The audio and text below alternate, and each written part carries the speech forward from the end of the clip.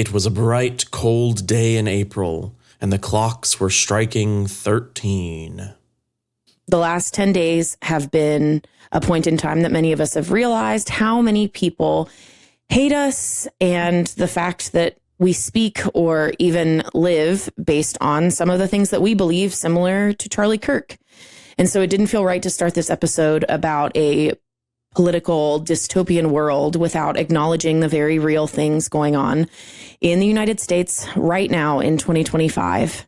And so I encourage all of you, whether or not you continue listening to this episode or not, to remember that words are not violence. And just like Charlie tried to remind us, when you stop speaking to each other, bad things happen.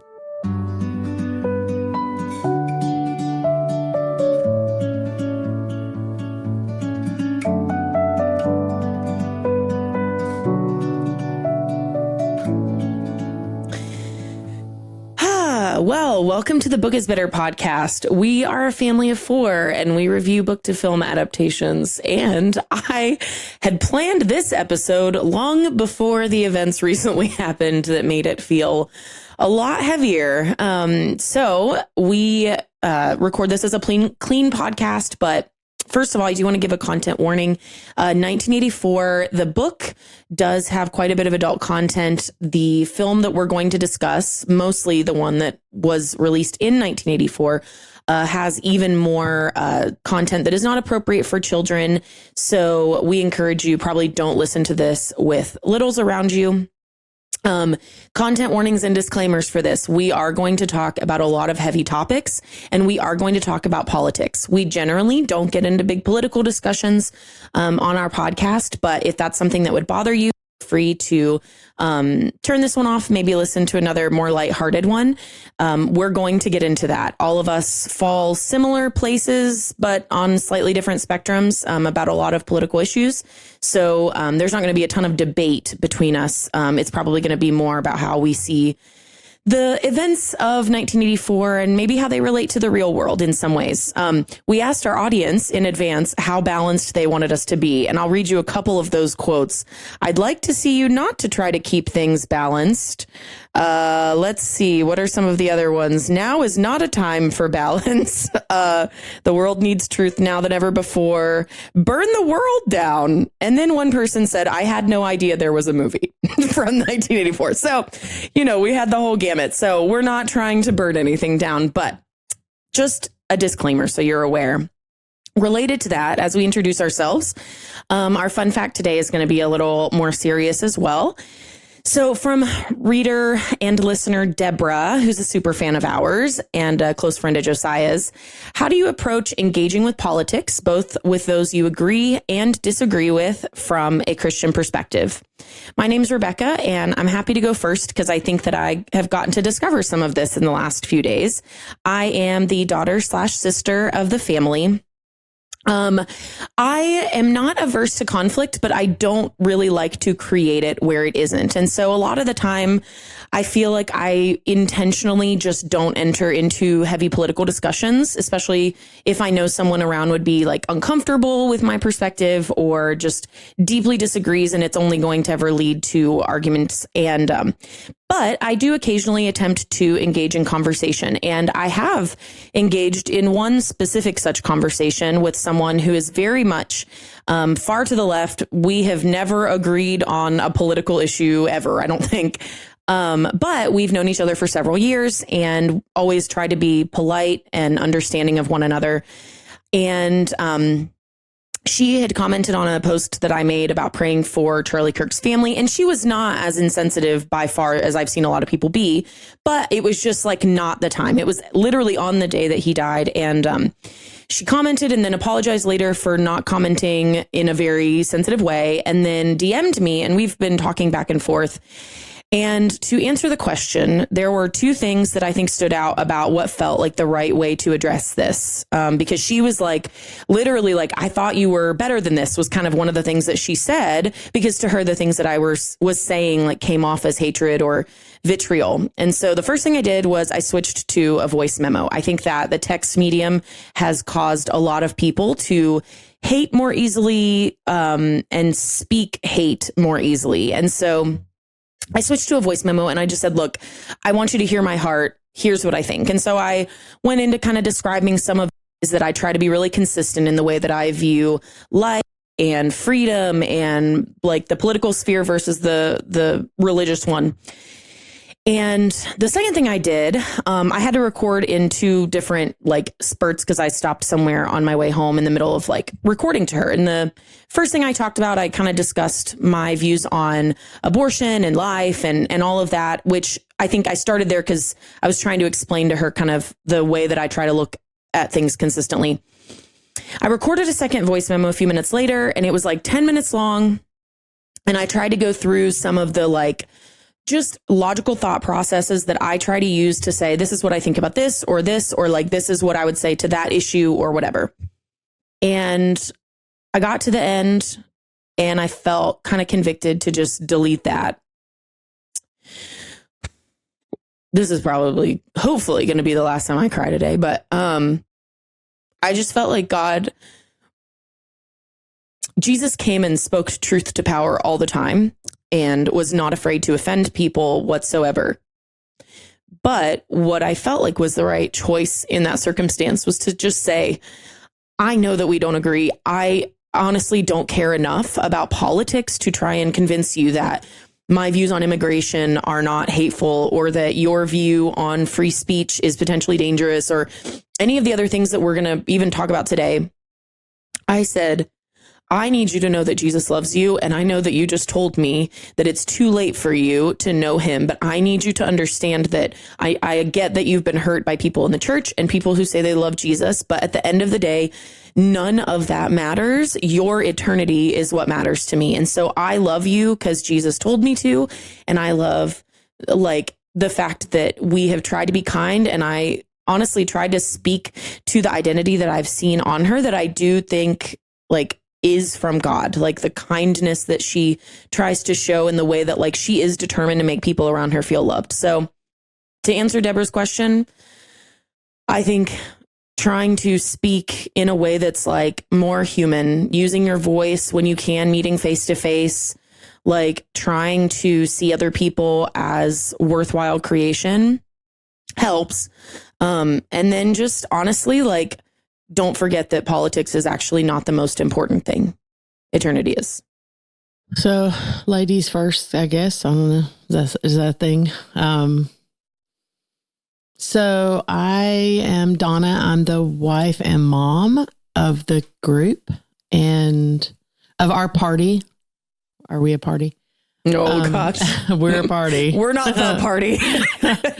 We're some party. We have some party.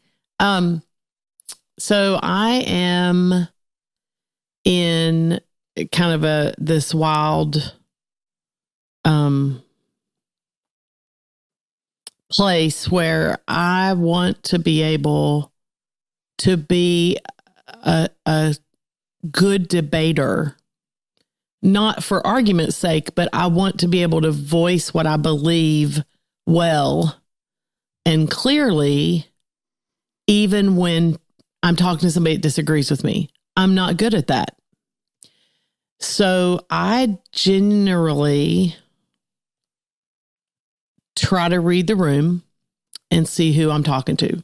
And if I get the sense that the person I'm talking to does not agree with me, I fall over backwards trying to convince them they can disagree with me. That's not going to wreck me. I'm very particular about that on social media, on my Facebook page. If I ever say anything political, I try to make sure there's some disclaimer there. I'm not looking to debate. I'm not looking to just tell you you're wrong. So I'm in a learning curve, honestly, because I'm also at a point in life where we've watched The Chosen all the way through. We've seen all the way through season 5 now, and I'm reminded of something I already knew in Scripture and something I've said before, but I'm reminded that the people, Jesus makes a comment to someone that you cannot cast pearls among swine. Now, in no way is he calling anyone swine. He's using a metaphor that to tell his listener, if you know the person you're talking to is not receptive to what you're saying, then arguing with them or trying to make a point or witnessing or whatever you're trying to get across, it's not the time. And I believe wholeheartedly as a Christian, my steps are ordained. And so if I get into a conversation with someone and I see that they are not receptive to me, the Holy Spirit gives us that peace and gives us that understanding. And we need to know when to back off. And so I'm trying to balance a lot of that with the other fact about Jesus, which is people who he knew should know better, which were the religious leaders he was dealing with, the people he came to save, the religious leaders who refused to see him as Messiah. He had no compassion for them. Everyone doesn't need compassion. The song can play all day, but everyone doesn't need, sometimes people need something different. And so that's kind of where I am with politics as a Christian. I'm trying to navigate the best way to have the most meaningful conversations with people. I have some very strong opinions about everything that's gone on that I'm going to have to think about every word that comes out of my mouth right now because I want to honor God. And I know that some of what's got to come out of my mouth is not going to sound great to other people. And that's already kind of happened with me too. But I'm determined that I think there's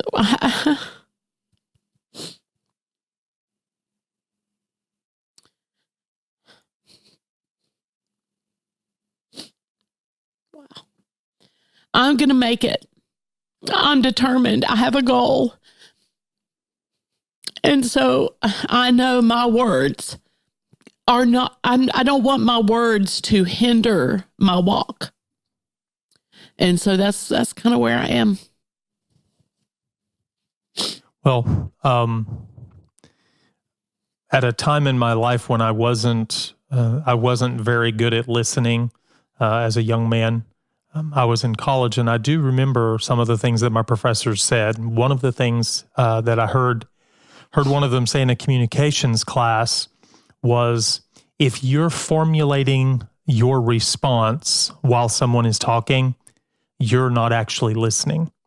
And so I have tried to take that to heart and remember when I'm talking about stuff that's difficult or trying to hear somebody, I need to listen. I need to hear them out and respond to what they actually said, not just the first two sentences they said in a 5-minute argument or whatever, but I need to be able to listen.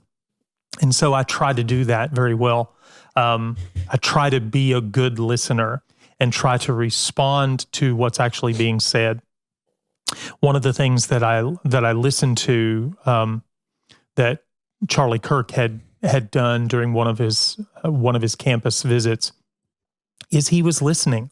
He was listening to what people said, and then he would respond to what they actually said. Now they didn't always like that. It didn't always sound good when he basically mirrored back to them a response to what they'd actually said. Sometimes they tried to change it and say, no, that's not what I meant. I get it. But I think when we're talking about difficult subjects and things like that, that the first thing is we need to be able to listen and then respond to what's actually happening. And a lot of the things that have happened over, I would say the last decade for sure, the last 5 years certainly, and the last few days, absolutely. Death is a is a bad thing, the death of anyone. And Charlie Kirk's death happened to take place at a time when we were already reeling from a murder on a bus in Charlotte, and the murder of children in a Catholic school. Violence, real violence, is not the way to have a discourse. We need to be able to speak to one another. We need to be able to hear, to listen, and then to actually speak to what's being said. And a lot of times that's still going to be conflict. It's still going to be we disagree. But as long as we hear one another, I think we can learn to disagree. And we may not want to be around those people that we disagree with so much. And I get that. I see that. But we need to be able to know exactly what we're bothered by instead of what we think their motivation is, or what we think they think, or whatever. So that's my perspective. I'm the dad. My name's Tim, and I actually graduated from college in 1984. And as I was reading this book, one of the things I noticed was there were a lot of things in it that I'm afraid we've actually seen since I graduated from college. So that's my perspective. I do also want to say that the lesson, you taught us that lesson that you learned from a professor, to listen first and not formulate your answer while someone else is talking.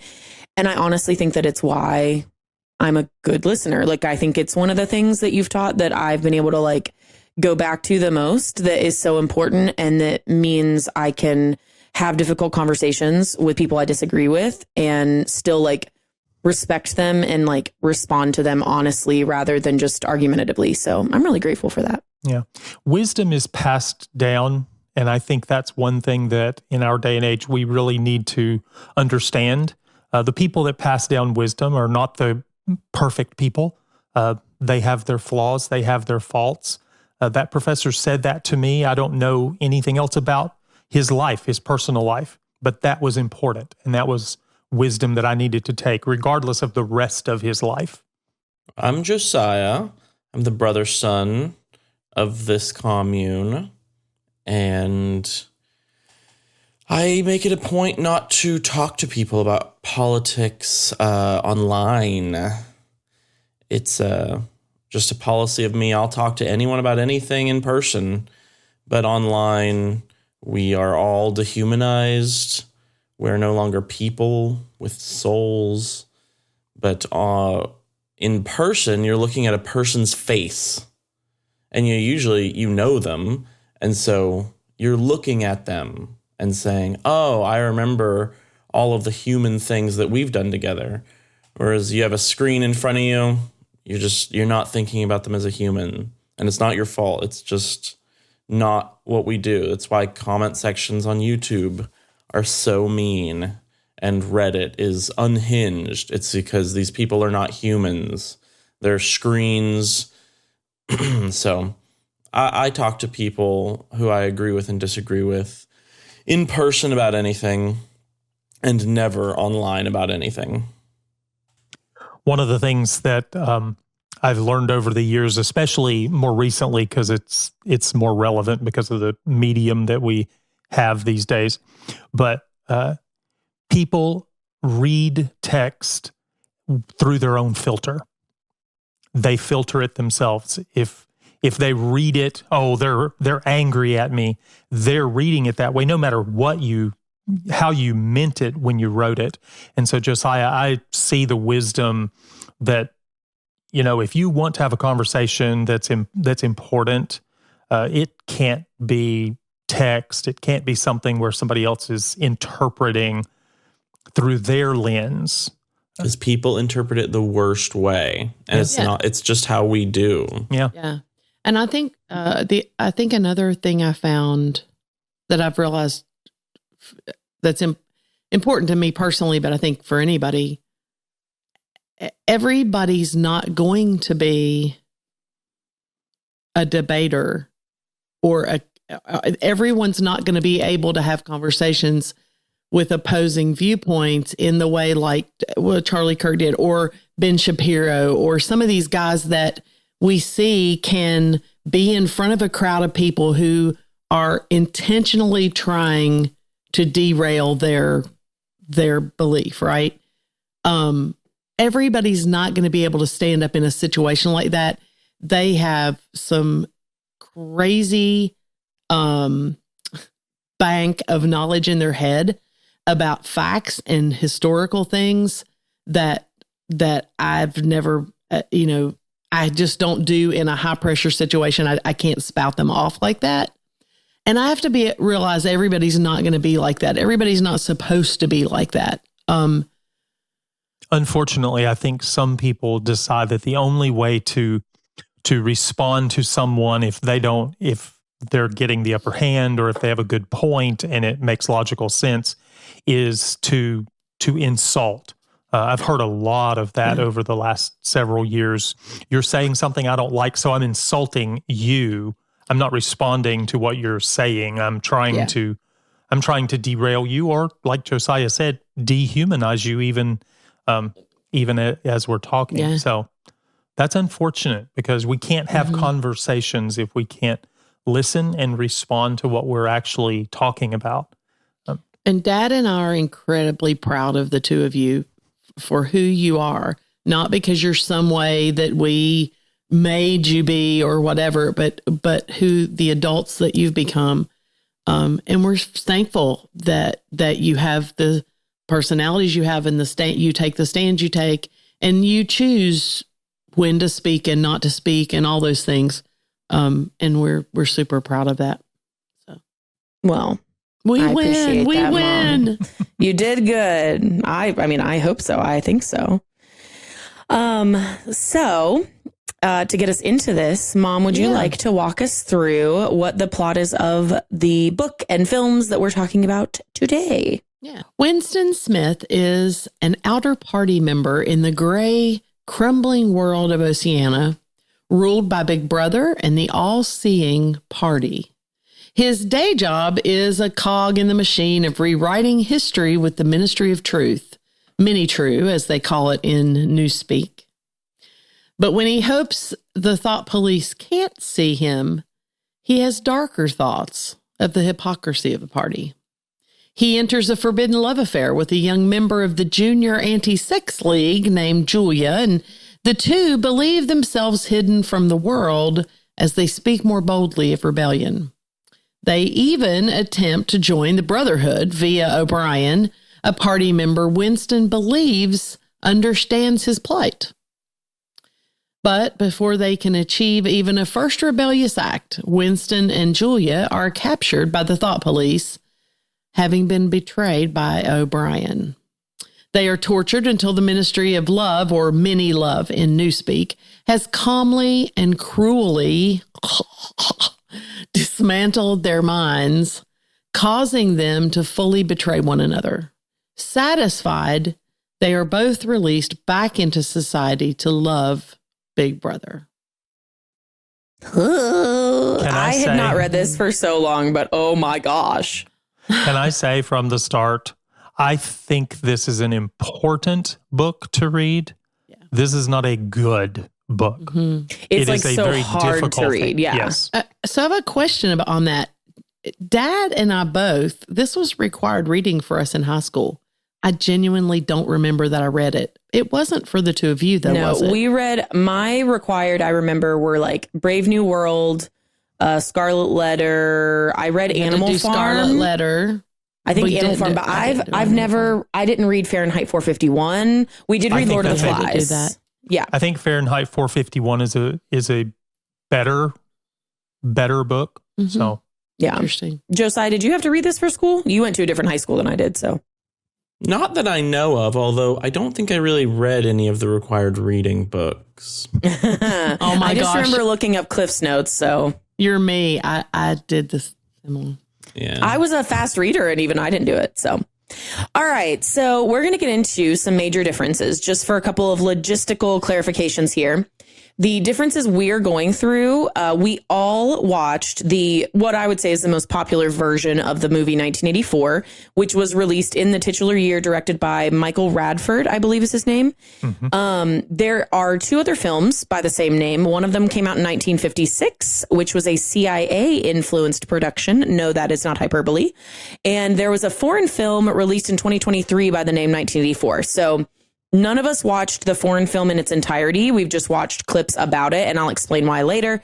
Mom and Dad watched the 1956 version. Josiah, you didn't watch the old version, correct? No, I couldn't get around to it. Yeah. So he and I did not see that one. So they may add some changes, but we're going to be talking about the 1984 version of 1984, and then they might add some other things. We'll tell you a little bit more about those other versions like during the end of the episode as well. And this episode, we're going to do setting, then characters, then the plot and timeline changes. So I will just make this little interesting thing. This is episode 56 of our recording history. And the original movie came out in 1956. And we're doing an episode on 1984. And the more recent movie came out in 1984. So I just thought, I like numbers and little stupid stuff like that happens. So, yeah. Okay. For the setting changes, Radford's film took many of the same elements from the novel and visually realized them, attempting to create a landscape that feels like a 1940s London in which World War II never quite ended. So that's... It's dark and dirty, and just one of my thoughts about that is it always concerns me when people yell about the fact that the planet is overpopulated, and I realize there are lots of different reasons to think that, but those kinds of sentiments usually come from people who live in large cities where most everything's concrete and high rises, and there are other people who live in places with, 10 miles of vista, that's not crowded with people. So we can have different perspectives on things like that. But this kind of closed everything in for me visually. I agree with that. I will say, also, I think that it is, I don't know if this is true or if it's just the circles that I'm in, but I feel like we are kind of past the worries of overpopulation. I think it's becoming more widely known that we're actually a little underpopulated due to declining birth rates over time. So anyway, that's a whole other side thing. But I know that was something, especially in like the late 90s, early 2000s, I want to say. It was like a big thing. But from the 1960s, it was a really, really, by the time 1984, the year came around, we were all supposed to be having to eat bugs because there wouldn't be any food. We'd all be at starvation level. That was what was being predicted. The film actually was shot in large part in this a section of London where there's a lot of decay, a lot of ruins. It's the Lunyon. It's in Lunyon. It's the Lunyon dockyards. It's the London dockyards area, and there's a lot of ruins and remnants of buildings and stuff. So they used a lot of the going for the feel he wanted. I wonder if that was stuff that was actually left over from the bombing raids from World War II. Well, possibly. If they were trying to keep the World War II vibes like as if it had never ended, that would absolutely make sense. So, and there's in the 56 movie, I don't remember thinking the same thing about the setting, like thinking that it was kind of just like the city. Am I missing that, Tim? I got the same impression. Yeah. It was a city, and they did have random bombings, but it was very stark, but it was not sitting in ruins. Yeah. Mm-hmm. rather than Orwellian's more Soviet-styled imagery in the book, which was probably a call to the Cold War at that time. The film used a more Nazi-inspired regime, which made sense because World War II was more recently ended. And so it probably was used that way so that it didn't feel as dated as if it was calling back to more of the Russian-Soviet stuff. I don't know if that the was... Soviet Union still existed. But had it... when was the Cold War? That was going on when he wrote it. That was the beginning of the Cold War. When he And wrote it the ended book, at the or end of the 80s. Was 94, it still... I think. Had they 91. lost Was it any... 91? Okay. Had they lost a lot of power by this point? Like in terms of just... In the late 40s when it was written?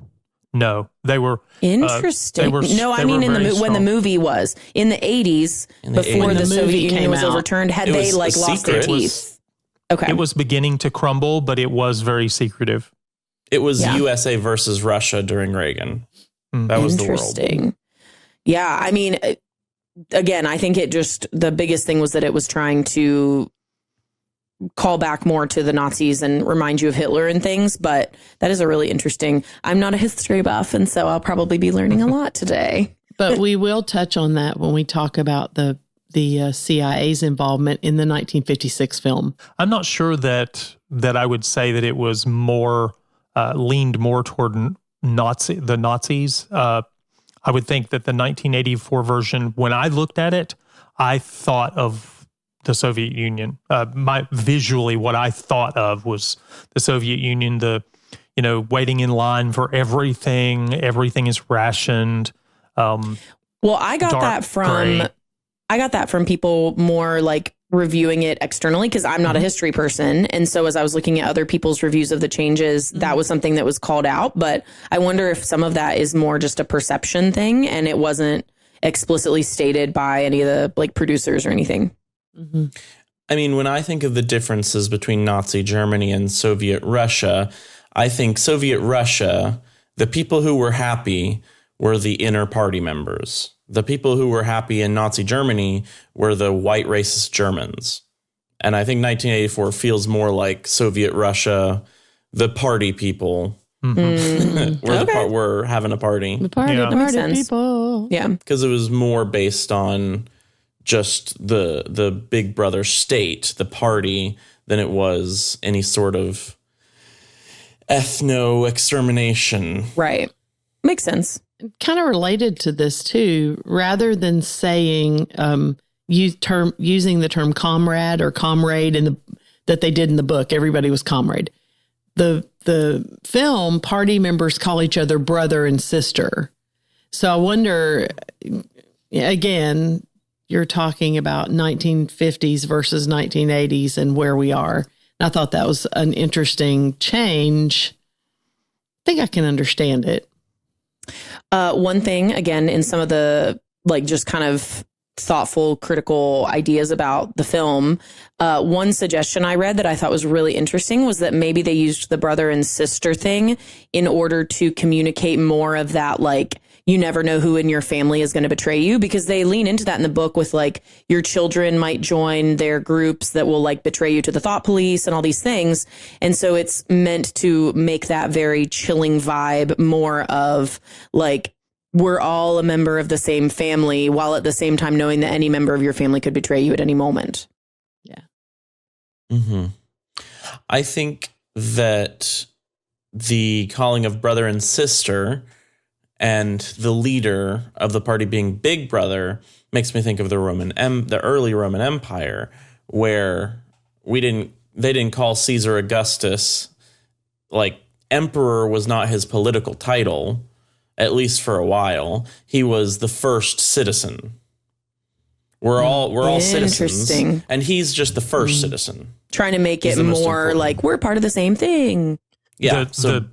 The full phrase is first among equals. So that's how a lot interesting of that goes. First among equals. How So we're all brothers, but there's a big brother. Crazy. Well, the tone of Michael Radford's adaptation does lack some of Orwell's dark humor tone This was one of my main problems with the film from a critical standpoint, is that it was so dark and dreary. There was very little that I was laughing at. Whereas like the book sometimes just got so absurd. We might not talk about the chocolate rations because it was similar from book to film, but in the chocolate rations scene where everyone just goes along with the party lowering the chocolate rations but claiming that they're increasing it, it makes me laugh out loud whenever I hear that in the book. But in the movie, it was just played dead serious, very straight, without a lot of the sardonic observations that Winston had in the book. May be an effect of book to movie adaptation. So much of 1984, the book happens in internal monologue, and it's difficult. They did have a little bit of narration in the film, but they did not have a lot, which I'm glad they didn't have a lot, because that's not how movies work. Narration isn't great, yeah, in that way. But they had a little bit here and there. I can remember my dad, when I was young, my dad did all the grocery shopping and all the cooking and all that. And so he would go to the grocery store every day, partially because my mother and grandmother only wanted fresh meat for dinner. They did not want frozen meat. So he didn't freeze any meat. He cooked it fresh every day. That's a side note. What I remember about that's related to this is he would come home and fuss because green beans, I'll use green beans. Green beans went on sale. They had a can for $1, 3 cans for $2, so whatever. Or they would put green beans on sale for $1 a can. And he was like, how stupid. 2 weeks ago, they were 85 cents for the can. And last week they raised it to $1.25. And now all of a sudden it's $1 and it's on sale. And I used to laugh, just think, I used to laugh and go, yeah, whatever, Dad. And then when I heard the chocolate rations, I was like, oh my gosh, because he was a numbers person. He loved numbers. He was watching that stuff because he saw it. And I thought it was interesting how Winston was like, what are they thinking? They haven't, but he couldn't say it out loud. I thought that was a very wild part of the book to me. So. And on chocolate, I guess I would just say the extra layer of the whole chocolate scene is that their chocolate is terrible. Because doesn't he have like real chocolate later with Julia? That's one of the things. And it's like, oh my gosh, the chocolate rations that they just decreased, it's dirt anyway. Yeah, solid dirt. Yeah. Our last setting and kind of tonal change. The film uses, but does not explain, several newspeak terms that the party uses to reduce rebellion against them. So we might mention this more, or we could just talk about it now. But newspeak is the version of the English language in 1984 that the party is trying to have fewer and fewer and fewer words in every single edition. They're talk about in the book that they're writing the 10th edition now, but Winston's department is still using the 9th edition, whatever. So some of the terms that are like mentioned but not described are newspeak, doublethink, unperson, thought crime, and some of the ministry names. The book actually, Mini True, Mini Love, Mini P. What is Mini? The Ministry of Peace. Mini Peace? Mini Pax. Mini Pax. Yeah. They even shorten that. So another one that I really thought was interesting, the first time I read this several years ago, that stuck out as like, oh yeah, I guess if you do take away some of the complexity of language, you lose the ability to describe things. And so they talk about things as good and ungood instead of like good and bad. And then you do plus ungood or plus good and then double plus ungood. And I, like, as a joke, I occasionally will call stuff like that's double plus ungood, just as a joke. But I do think that in a very real sense, it's so important to like think about the fact that when we reduce language, I know even Dad, I think, expressed concerns several years ago when text messaging started to like reduce the way that we said just basic terms such as hello or like I don't know or whatever. When we shorten them into text speak, like what does that do? And I would say like most people don't talk aloud in text speak, but it is definitely something to consider. And language has always evolved, but it has become perhaps less complex in the last many years. And so it's an interesting thought. Most of the time as language has evolved, what has happened is that we increase the complexity of language. We need more words to be more specific, to be able to express something. New technology or whatever. Right. The concept of newspeak is that we're reducing everything to its simplest, most bland way to describe something. So part of what I think that does is it takes passion out. They want to keep rebellion from happening, so they're reducing the words that you can use to talk about something in a nuanced way. So I think that's unfortunately, I do believe that in the last decade or so, we've tried to do a lot of that in our own society to call one thing and say, oh, that's not what it means anymore. This term encompasses these 10 things that didn't used to be related, blah, blah, blah. So I also think it speaks to 1984's desire to reduce and eliminate all innovation. You don't like create new things if you can't create new words for those things. There was no, increase in technological advancement. They were trying to get rid of scientific debate at all, other than just trying to create artificial insemination or artsem, another new speak word, to eliminate the orgasm and make it so that essentially no one has to be physically connected in order to procreate. It also, again, it leads into because the party is the one who has control of your children, not you. And that's a very big conservative ideal that like parents should have the first and final say in terms of what happens to their children. Like if you are parenting your children and taking care of them, providing them basic needs, except in very extreme circumstances, you should be able to make those kinds of decisions. And then you talk about I'll call a spade a spade. I think one of the biggest problems with language in 2025 is people got really comfortable calling people and practices and beliefs racist or fascist or calling people Nazis. And I'm not just talking about Donald Trump, but people do call political figures, including him, by those terms in a lot of cases. And I think, unfortunately, what you do is I think part of what Newspeak does is it takes the teeth out of truth, because you can't be as you can't just state truth in as strong of ways, but also in the way that people, I think, have gotten too used to using words that don't mean those things. When you call someone a Nazi, I've seen a lot of people called Nazis, but I don't think I've ever met one in real life who actually believes in eugenics in that case, or is deeply racist, or wishes for the actual death and destruction of entire people groups. But people are called Nazis, and you take the teeth out of people, it makes those things less meaningless when they just apply to everything. I think you just said something that bounced. It was my thought, and then you kind of fleshed it out. I don't think most people that use those terms, and I have to be very careful to think about the terms when I hear them, but most people that use disparaging terms like that, I don't really think they even know what they are. People don't, when they use the term Nazi to anybody, it just doesn't matter unless it was someone who literally was in the Nazi party, and I think they're all dead.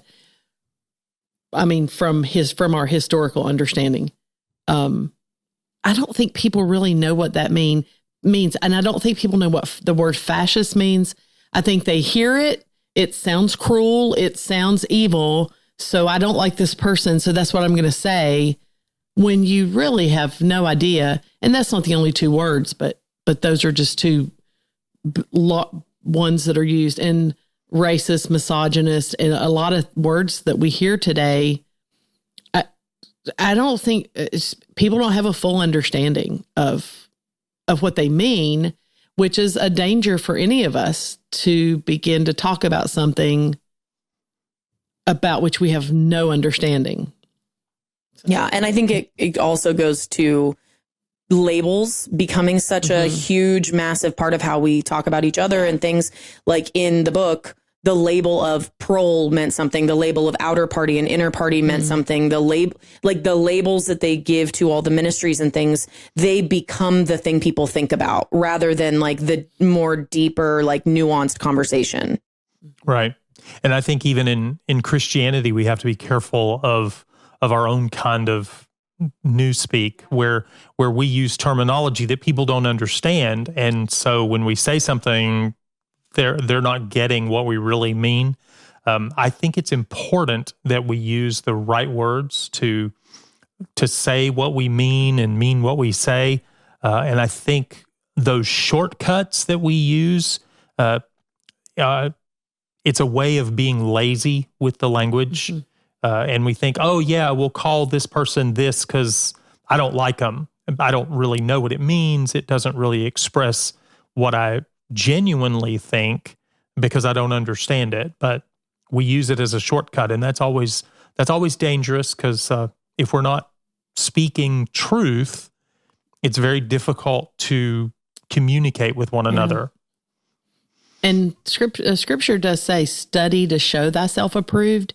And part of the purpose of that scripture is to say, if you're going to speak, and in that context, if you're going to speak and represent God and represent Jesus and his gospel and his salvation, you need to know what you're saying instead of what we see all through scripture in the New Testament with the Pharisees who took scriptures, took the scrolls. They didn't have the Bible in their hand. I get that. Don't please. It doesn't matter. No one cares. They didn't have a Bible in their hand. They took the scripture and the writings they had, and they made them work within a framework that they liked and that they could control. And it's super unfortunate and that it's like that. But it also reminds me that there's nothing new under the sun. This isn't a new thing that we're dealing with. George Orwell. I started to say Orson Welles. Wait, wrong person. George Orwell wasn't talking about something new. He was just putting out this representation of life as he saw as a possibility of what he thought was, ahead. And we'll move on into characterization now. Winston Smith, who's our lead role in all these mediums we're talking about.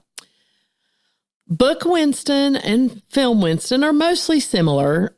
However, without the internal commentary that we had just mentioned a few minutes ago from the book, John Hurt's portrayal causes Winston to be a little more passive and broken than the Winston in the book that really shows you what a thinker, what a deep thinker he is, and a determined thinker. And I will say the Winston in the 1956 movie was much more resolute. He came across more resolute and determined in his thinking. They weren't a lot different, but I did see that difference. And also John Hurt was very thin and gaunt. And the 1956 Winston was not heavy, but he was a little more heavy set than that. He didn't look,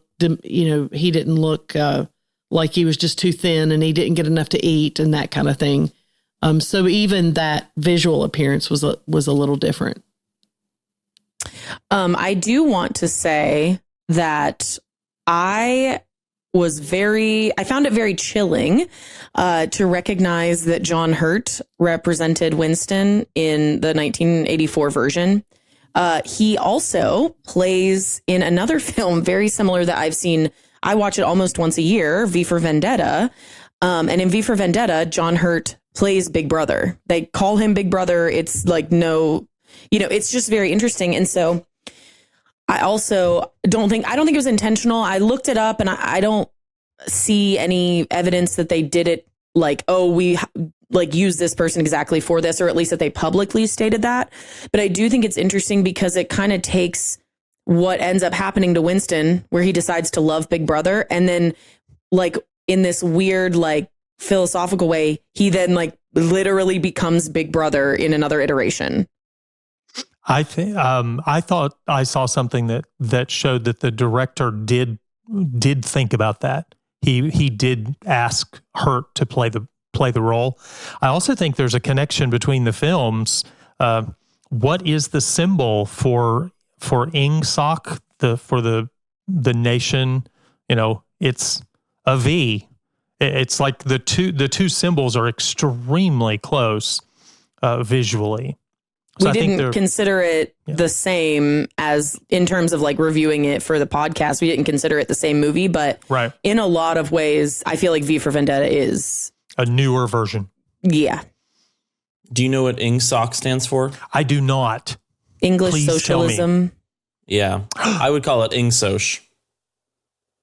Yeah, it was also, I thought it was interesting they used the ing, which has nothing to do with it, but it made it a little harder to like connect the words. But almost like that might be the point of. I really enjoyed the reading of Goldstein's book where he talks about the three different leader parties of the three different, like, I guess they call them countries, right? The three powers of the world, Oceania, East Asia, and Eurasia. And I think that it's very interesting that all three of them essentially have the same aims. And I believe Orwell based them on existing like structures that were present in those like in those areas at the time. Also, sorry, I'm mentioning this out of our whatever, but I also was thrown because I didn't realize it until this read through that Oceania includes like England because they're in London, right? But it also includes the United States and North America. I did not put that together. Like that was kind of wild. Although it sounds like a lot of North America was destroyed in the nuclear bombings that kind of led up to the creation of the three world powers. But anyway, I just thought that was interesting. Well, another characterization difference or highlight. Julia, Winston's younger lover, is much the same from book to film, whereas the book outlines the specifics of her assumed disinterest in much of the political and rebellion aspects from Winston's internal dialogue. The film instead chooses to do this by eliminating her from Winston's encounter with O'Brien at his friend's apartment, which I thought was really strange.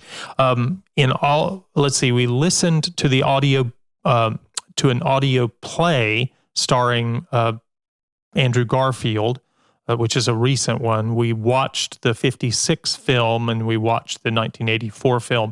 The 1984 film is the only one that removes her from that encounter with O'Brien, which I thought was really strange because then it makes it all Winston's fault that they're captured because he's the one that talked to O'Brien. I also think it reduces the impact because in the book, he literally says, you know, O'Brien had told him that he could come get the book at O'Brien's house. Mm-hmm. And he realizes when he shows up with Julia that he couldn't use that as an excuse. He was wrong about O'Brien's intentions all along.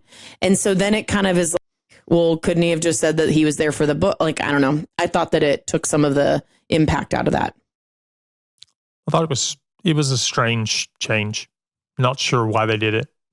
And the Julia in the 1984 film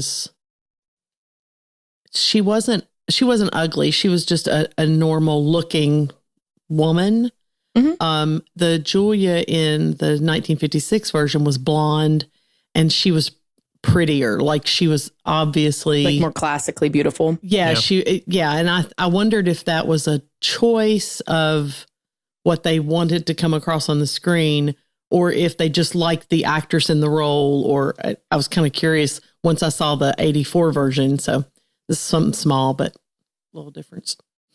there were several other film characters that are nearly identical to their book counterparts, like O'Brien, or who have been eliminated. Winston's estranged wife, for instance. Winston thinks about Catherine, who I don't think appears in the book, but he does think about her. In the film, the only mention of a wife is during Winston's confessions at the end, and that could easily have been a lie from Big Brother. So whether Catherine's certainly not named, she may have been cut from the film, but also there is a wife that exists in theory. There are several other prisoners that Winston encounters in the book at the beginning of his time in the Ministry of Love that are not in the film. The film, somehow, the book, I was surprised at how small the book feels. Like, it has this huge world, but it's just about this one guy making a small rebellion and this one guy getting tortured and stuff like that. And even though the book was so small scale, the movie feels even smaller scale. Yeah. The scope definitely was so interesting. And in terms of his wife, I do think it's interesting that in both book and film, what he confesses to when he mentions her is that he killed his wife.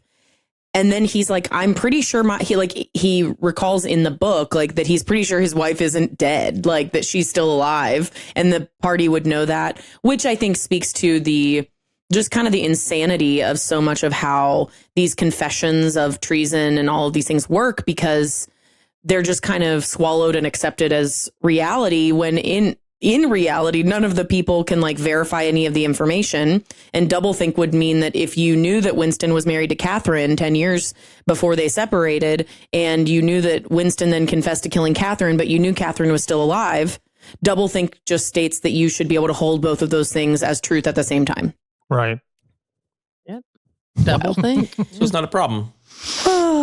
Well, moving into our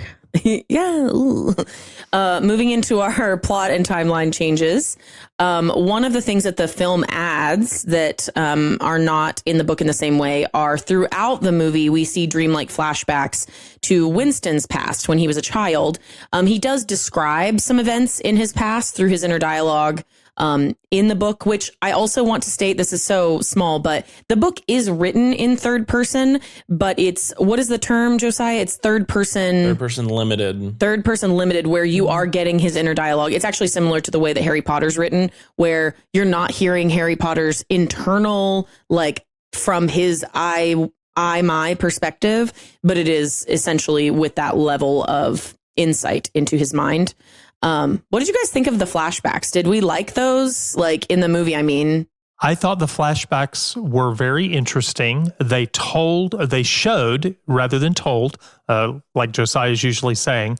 And if you noticed, from the beginning, he's running away with the candy bar, the chocolate in his hand. It's very subtle, and you have to pay attention to notice it. But you get that, and then later, you see it's like it backs up just a little bit each time of the flashback. I thought it was good. All of the rats chewing on his mom were extremely disturbing, but I also thought the flashbacks were one of those things that feel a little bit like an Easter egg, because you see at one point his face is just covered in chocolate, but in the film they never describe why. And the actual answer to that is that the reason he ran off was because his mother was trying to get him to share chocolate with his sister. And then after giving him 3/4 of it, he still stole the quarter of it that she gave to the sister, and then ran off with it because he was determined to have his chocolate. And then by the time he comes back, as we learn in the book, by the time he comes back, his mother was captured and he actually has never seen her again. But this was a reminder to me that Winston is not a good person. Like, I think as a protagonist, he was a very unlikable person, which I don't know if that was just intentional, or I'm sure it was intentional, but I'm not a fan of Winston. Like, I think that's one of the craziest parts of this to me. And in the book, do we get the rat backstory of the rats eating his mom? No, because he doesn't know he doesn't know that his mom died or wasn't. The rats were part of his living. where they lived, there were rats, and that always just bothered him. So I wonder if it changes in the film why his biggest fear in Room 101 would be rats. And is it because did he find his mother? Was that a real memory, or was that just a vision of finding his mother with the rats? That's a great question, because the 56 version, all you see to lead up to his rat phobia, whatever, is there a phobia of rats? Is there a term for that? Probably.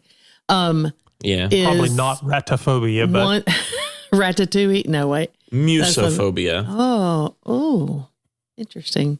The only thing you see in the 56 version is he and Julia are in the upstairs room at one point, and a rat comes through a hole in the wall, and she sees it, and she was like, "Go on." She makes some comment about it, and he like freaks and is like, "Get out." And he screams and stomps on the floor. That's really the only nod you see. And he's like, I just hate rats. So even though it was incredibly grotesque, the 1984 flashback to his mother made the end of it and the torture part, it did connect it very well. You could see his reaction and how visceral and how horrified he was. So, I mean, for the purpose of displaying it, it was better in the 1984 film. It was just harder to watch. So yeah, I had something else I was going to comment, and now I forgot that part. But when you said something about the rat in the hole in the wall, I thought how extremely comfortable they were when the owner of the antique store where they were using his upper room, when they always said, "Oh yeah, it's full of bed bugs, but you'll be okay with that." And they're like, "Oh yeah, it's probably full of bed bugs." And I'm thinking, "Oh, gross." Yeah. And they touched on that in the book. It was like, oh, they mentioned it. Yeah. They lit, what did they do? They did something to create smoke pepper. They would sprinkle pepper everywhere. And then by the end of it, after they'd made love or whatever they did in the room, the bugs had won out. And I was like, But again, it speaks to the condition of the city and the living conditions that they just had to accept. Oh my.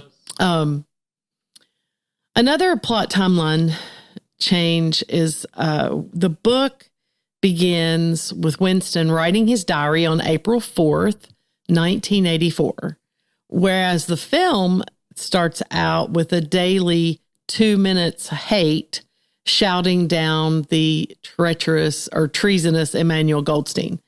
In the movie, this opening scene introduces us to Julia and O'Brien, focusing shots directly on them. The 1984 film, this is a little bit of trivia, was actually shot from April through May of 1984. And the director wanted to coincide with the timing of the diary. And one thing that he did was shoot the scene where Winston writes in his diary entry, and he writes April 4th, 1984. They shot that on April 4th, 1984, which I thought was kind of a cool thing. Doesn't mean anything in the scope of whatever of the big picture, but we talk about how directors want to do certain things to increase the reality or the believability for the audience by doing something, like for the Lord of the Rings, they had full undergarments and all that kind of stuff instead of just the outer stuff, but it was to create something. So yeah. And also in this day and time, in 1984, you had we were already into the big marketing of the film being such that you could go out and you could do late night shows and you could do news shows that talked about the film, and so little pieces of trivia like he actually wrote that diary entry. We actually shot that scene on April 4th, and some of that I'm sure is for the marketing as well. But I thought it was interesting little piece of trivia. Yeah. Well, the film cuts two notable scenes from the book. One in which Winston talks to an elderly prole man. That's short for proletariat, meaning just citizen. They are not part of the party. They're not inner party. They're not outer party. 80% of the population. Yeah. They're just the people that are, they're outside of any political knowledge or, they're just backwoods kind of people. But in the book, he talks to an elderly prole man trying to discover more about the before times. And then there's another one where Winston and Julia meet for a tryst in an old church bell tower. That one is in the 1956 version of the film. They do meet at the bell tower, and they're afraid that they've been caught at that point because there are sirens going off. And so as they look out of the windows of the bell tower, they realize that there are bombings going on. So that's what happened. Winston and Julia's affair is compressed in the film, although additional off-screen meetings are implied. I found it very interesting the way they handled their affair. And in the 1984 version, listener, we had said to Rebekah this week, we watched the movie earlier in the week, and we knew she hadn't seen it. And we just wanted to give her a warning because Josh, they try to make sure they read reviews and things to see is there nudity, is there whatever in the things they watch, which I think is a great thing. And they also have a few fellas that are close to them that will come over and just be there, and just kind of, hey, can we hang out? So we wanted them to know and let you know as well, listener, if you haven't watched the film, there is nudity. There's full frontal nudity in this. Interestingly enough, there's not a lot of sexual nudity. It's which I thought was so strange that there's a little bit, but there are scenes where they're in the second floor room where she's just walking around naked. And I thought it was just interesting that he chose to do that. And I'm not sure what the motivation was. And it's not that, I just wanted to see the sexual nudity. That's not it either. But I did think it was a very interesting choice. And maybe it was just to show them as more vulnerable, or that they felt like they could be more vulnerable in that setting. Maybe that was it. But I'm not sure of the director's motivation, but I think part of what it said, or was supposed to help us understand, was that two different things. One, that sex was just a very inconsequential thing, just a thing that happened.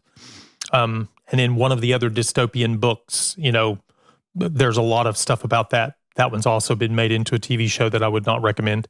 But I would not recommend watching this film either. But I did think that their relationship, part of the compression in the film comes from the fact that we've compressed the time. I think the book stretches the time a good bit more. And so in order to compress the time, they can't have this little meeting and then say, well, we won't be able to meet again, because there's one point that Winston says we haven't spoken to each other in weeks, kind of thing, because they had to be very careful so they wouldn't be caught, wouldn't be found out. So I think part of that for me too was like, it speaks to the hopelessness that you feel throughout all of it, because their relationship, even in the movie, even worse than the book, their relationship, Winston's hope of being able to rebel in some way, Winston trying to get the old prole man to tell him that it was better before, and all this stuff, and just failing. It's so hopeless. Like, O'Brien was a bad guy. He, like, Winston, like, the actual point, unlike very, very differently than something like Hunger Games, which has kind of a dark but satisfying overtake, by the people of the government. This book and film are so hopeless in that, like, Winston can never do more than think about rebelling. And even in, like, the sexual matters, like, he saw a prostitute at the beginning of the story, which was like kind of looked down upon, but not a big deal. Julia points out that she had slept with many party members, and like that even though it was like forbidden, like it was fine.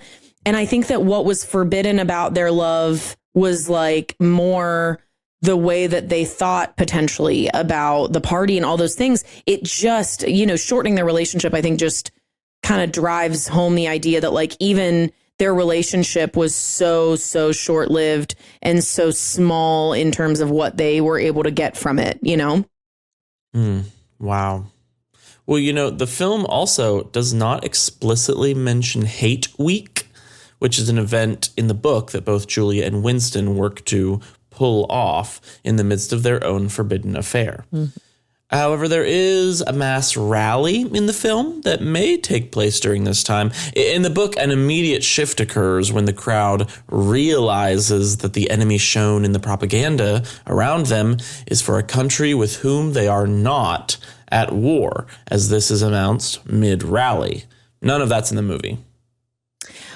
I even wonder if the reason that the two competing powers are called Eastasia and Eurasia, I know part of it is obviously location-based, but I wonder if he made them such similar names because it didn't matter. The point was that war always happened. Everything was war always, which I'll talk about in just a second. But that is one of the things that I was sad the film took out, because in the book, it is so jarring, like to just realize like they're all rooting against this and we hate these people. We've always been at war with these people and all this stuff. And like from the stage, somebody's like, actually, we're at war with such and such. And it is like no time at all that they start ripping down the posters and they're like, why are these up? And it's like they gaslight themselves so thoroughly. Oh, my gosh. It like blew my brain apart to read that. Two little pieces here about this fact or this difference and the one I mentioned. In the 56 film, there is no nudity. There's love story, but there's no nudity. But also in the 56 film, Hate Week is a big deal.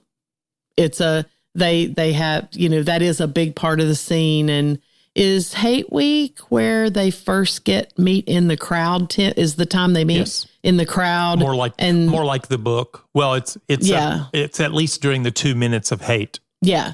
And they reach the camera pans down and you see that they've clasped hands while they're all crowded around and whatever. And it's kind of a big moment there that you realize they've made this connection. Yeah. So, Orwell devotes several pages of the book 1984 to excerpts from Goldstein's book called The Theory and Practice of Oligarchical Collectivism. The book itself, like the passages we read, is kind of Winston says, I didn't learn anything new, but it basically put terminology to what I had already observed. And it talks. You sometimes need terminology in order to think rebellion. Oh, Eek. No. Eek. But yeah, he recognizes something that I'll mention in just a second, but it is a very interesting passage to read. I think that a lot of what I found most interesting, because they go through, how the party slogans are: war is slavery, ignorance is strength, war is peace, freedom is slavery, ignorance is strength. And I don't know if that's the right order, but they have chapters in that Goldstein's book that are specifically referring to all of those things. And I found that fascinating to read. Especially, I loved the way they broke down like the three world powers. And he basically said they're all the same. It's just that they call them something slightly different. But in the book, Winston starts to read this as they're about to be arrested versus in the book, he reads large passages out loud to Julia. In the film, as he starts to read it, that's when things start moving along, and you don't really hear that in the film. In the book, this was where my question became did someone read this and use it as a playbook in our society? Because there are things in that, and it is terrifying that it almost sounds like this is a playbook that someone read and has tried to do some of these things. Because as he reads it, and they get a whole lot more of it read in the book than it appears in the film, but he says, I know how they've done this, because the book tells all those things. What I don't know is why. The why is what he doesn't have. Yeah. Well, and what you find out later is that O'Brien was part of writing this book. This was intentional. It wasn't actually good, like rebellion. There was no brotherhood or whatever.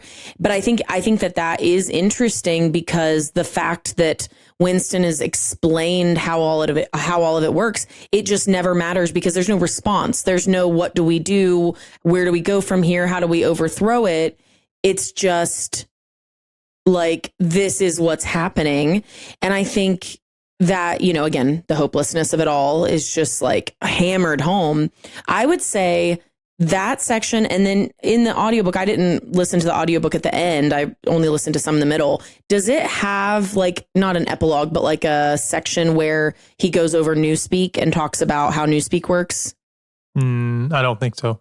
Okay, so after the end of the book, in the written version, there is a 19-page chapter. I mean, it's not short. No, there's not that. About Newspeak.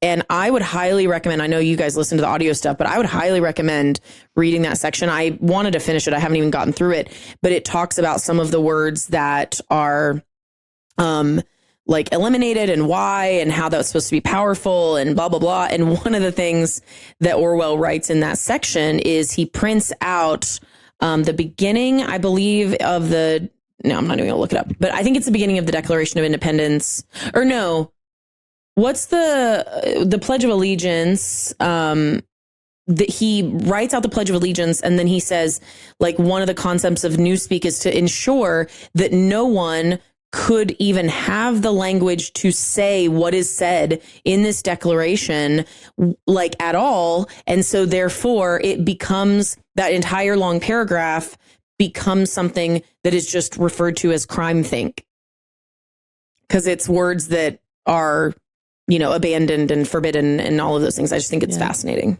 The most phrase I want to be able, I keep saying it because I want to remember it and keep it in my, because I think it's so poignant. I think it's so profound. I should say that, is whoever controls the past controls the future. Whoever controls the present controls the past. Yeah. But I think that's part of why it's important too, in reality, that we don't whitewash or eliminate things from history that were reprehensible or that we don't want to think about simply because they happened and they are bad. I think it's important to be aware of what's bad and not let those things die out, because again, if you don't know how other people did this and failed in the past, you're going to think, oh, I had this fantastic idea that I want to, whatever, fill in the horrible thing. And you don't even know that what you've said, if you don't understand the past, you don't understand the dangers of some, ideologies and things. History is truth that's often uncomfortable. If we look at the reality of history, because, for instance, in a completely different train of thought type of thing, there are those that say historically we were neutral in World War II to begin with, but that was our official policy. But behind the scenes, I'll get it right. Behind the scenes, we were doing things that ensured that we were going to be pulled into the war. And there are those who say historically there is evidence that our government knew there was some kind of attack planned on Hawaii, Pearl Harbor, before it happened. But they allowed it to happen because it assured that we would enter the war. some facts we learn about history as we learn are very uncomfortable. I mean, the man who penned the Declaration of Independence had slaves, and actually was very likely romantically involved with one of his slaves. That's truth. It's uncomfortable, but it's uncomfortable. It's uncomfortable because we realize, people can be both good and bad at the same person.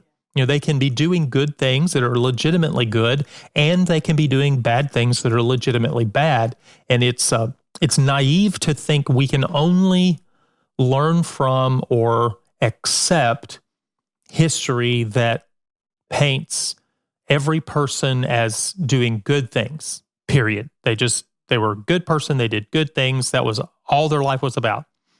Never made any mistakes. If they made mistakes, then we have to erase them from history. That's a sad place to be, legitimately sad place. Well, the arrest scene is almost identical in both the book and the film, although the film times it differently. The film times it, as we said, just as Winston starts to read the book that is supposed to be Goldstein's manifesto, rather than after he's read it aloud for hours and hours, and they've had lots of time to hear it.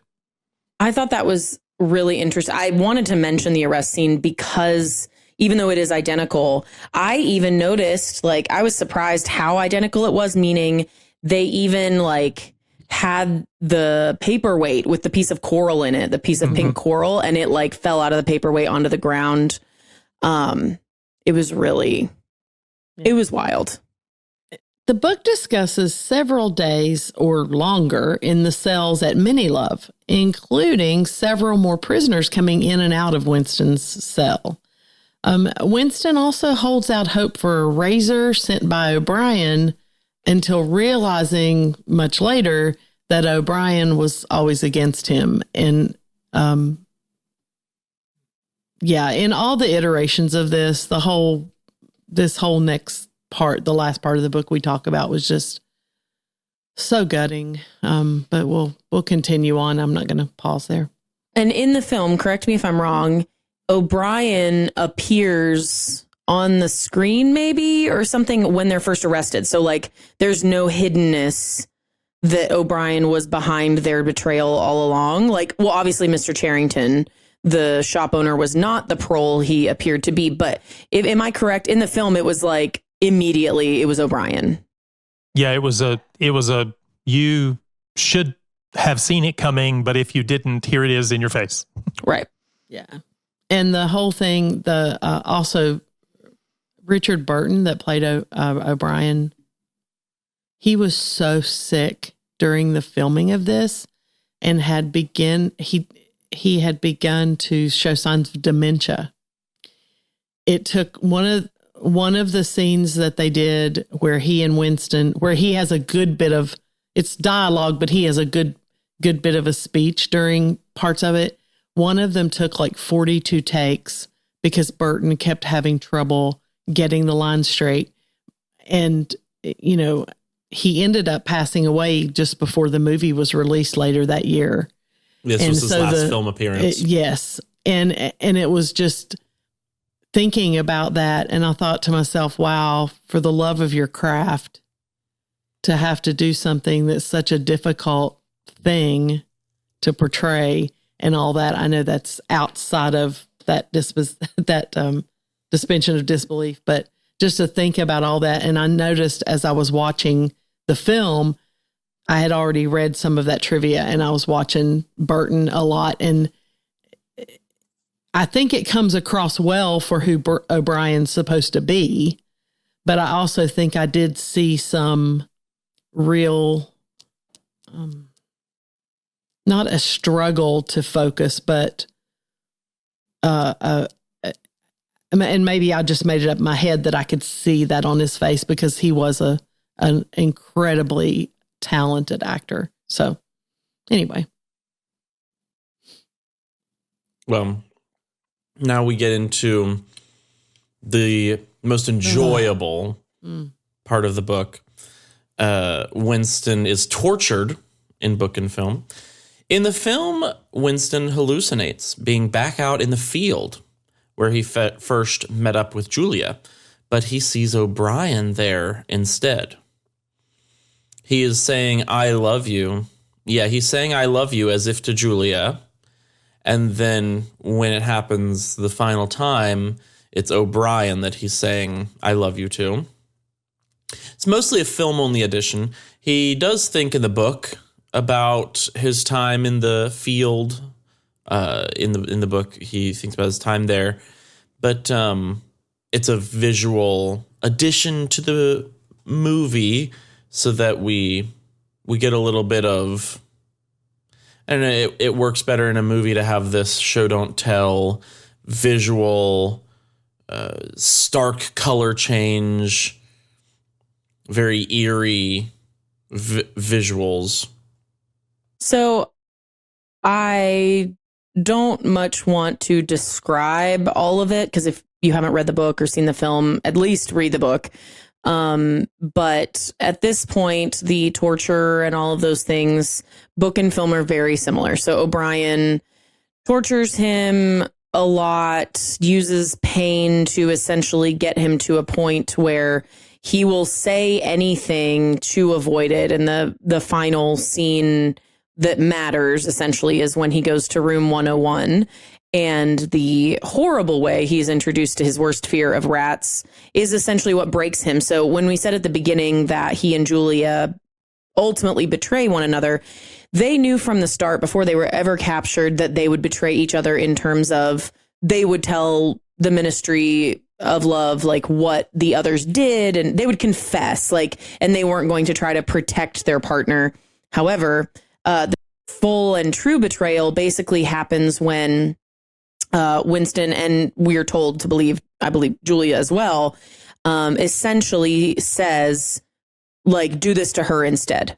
So he says, do this to Julia instead. He is faced with something that he cannot stomach, like, having happened to him. And he says, do this to Julia instead, which, by the way, for what it's worth, the people I thought of when I was reading that were my dad and Josh.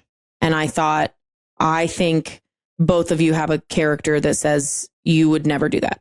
Like, I know that the book is kind of, it's humanistic in a way that says, like, at some point every human would break, you know what I mean? Like in that sort of torture and things. But I don't know. I just wanted to say, like, I thought of you and I thought of Josh, and I thought, I don't think they'd break. I think that the love that they have for us is greater than that. But and this also occurs in the 56 movie.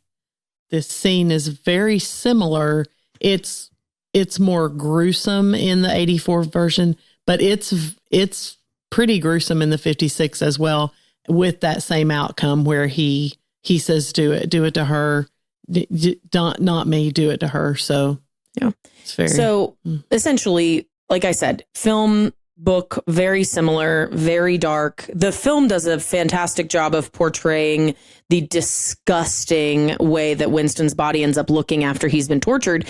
And one of the craziest parts, which I don't remember if this was a line exactly in the film as well as the book, but in the book, Winston makes a comment along the lines of, like, you did this to me.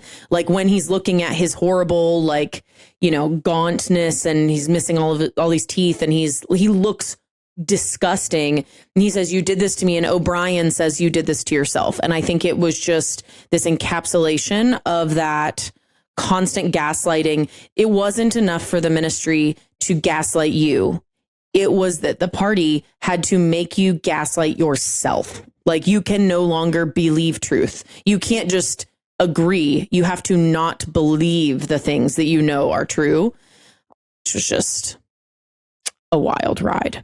So, in the book, eventually Winston begins to be given food and given a slightly more comfortable cell in Mini Love.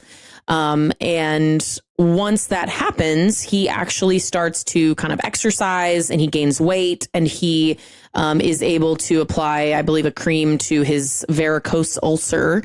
That is, I actually didn't want to look it up because I was like, it's going to be gross.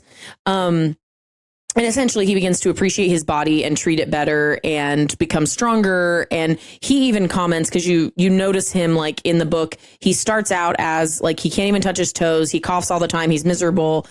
When he is in love with Julia and that part of his life is going on, he's much healthier.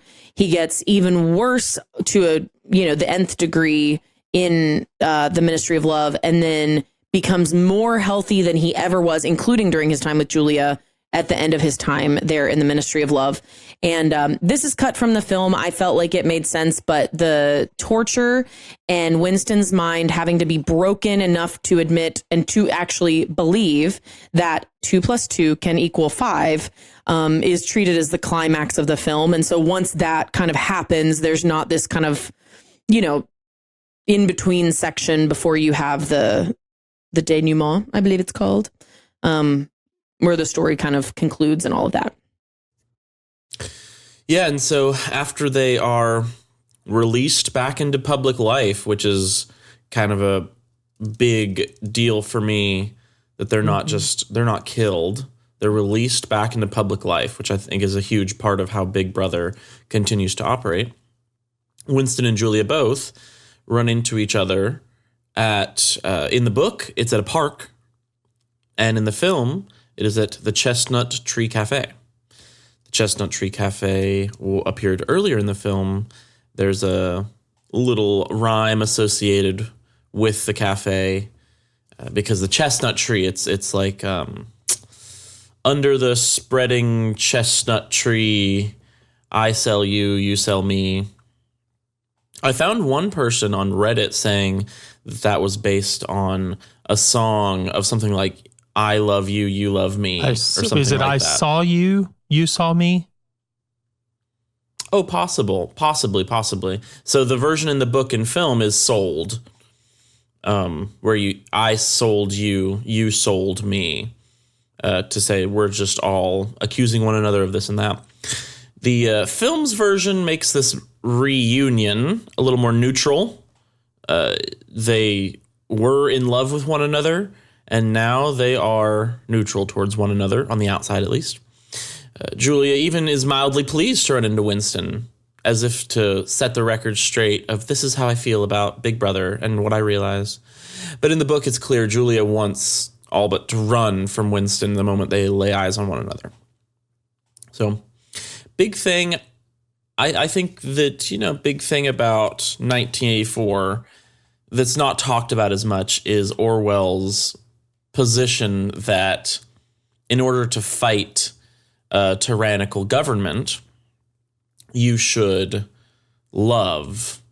And in Orwell's world, that love takes the form of sex, which is probably my biggest problem with the book.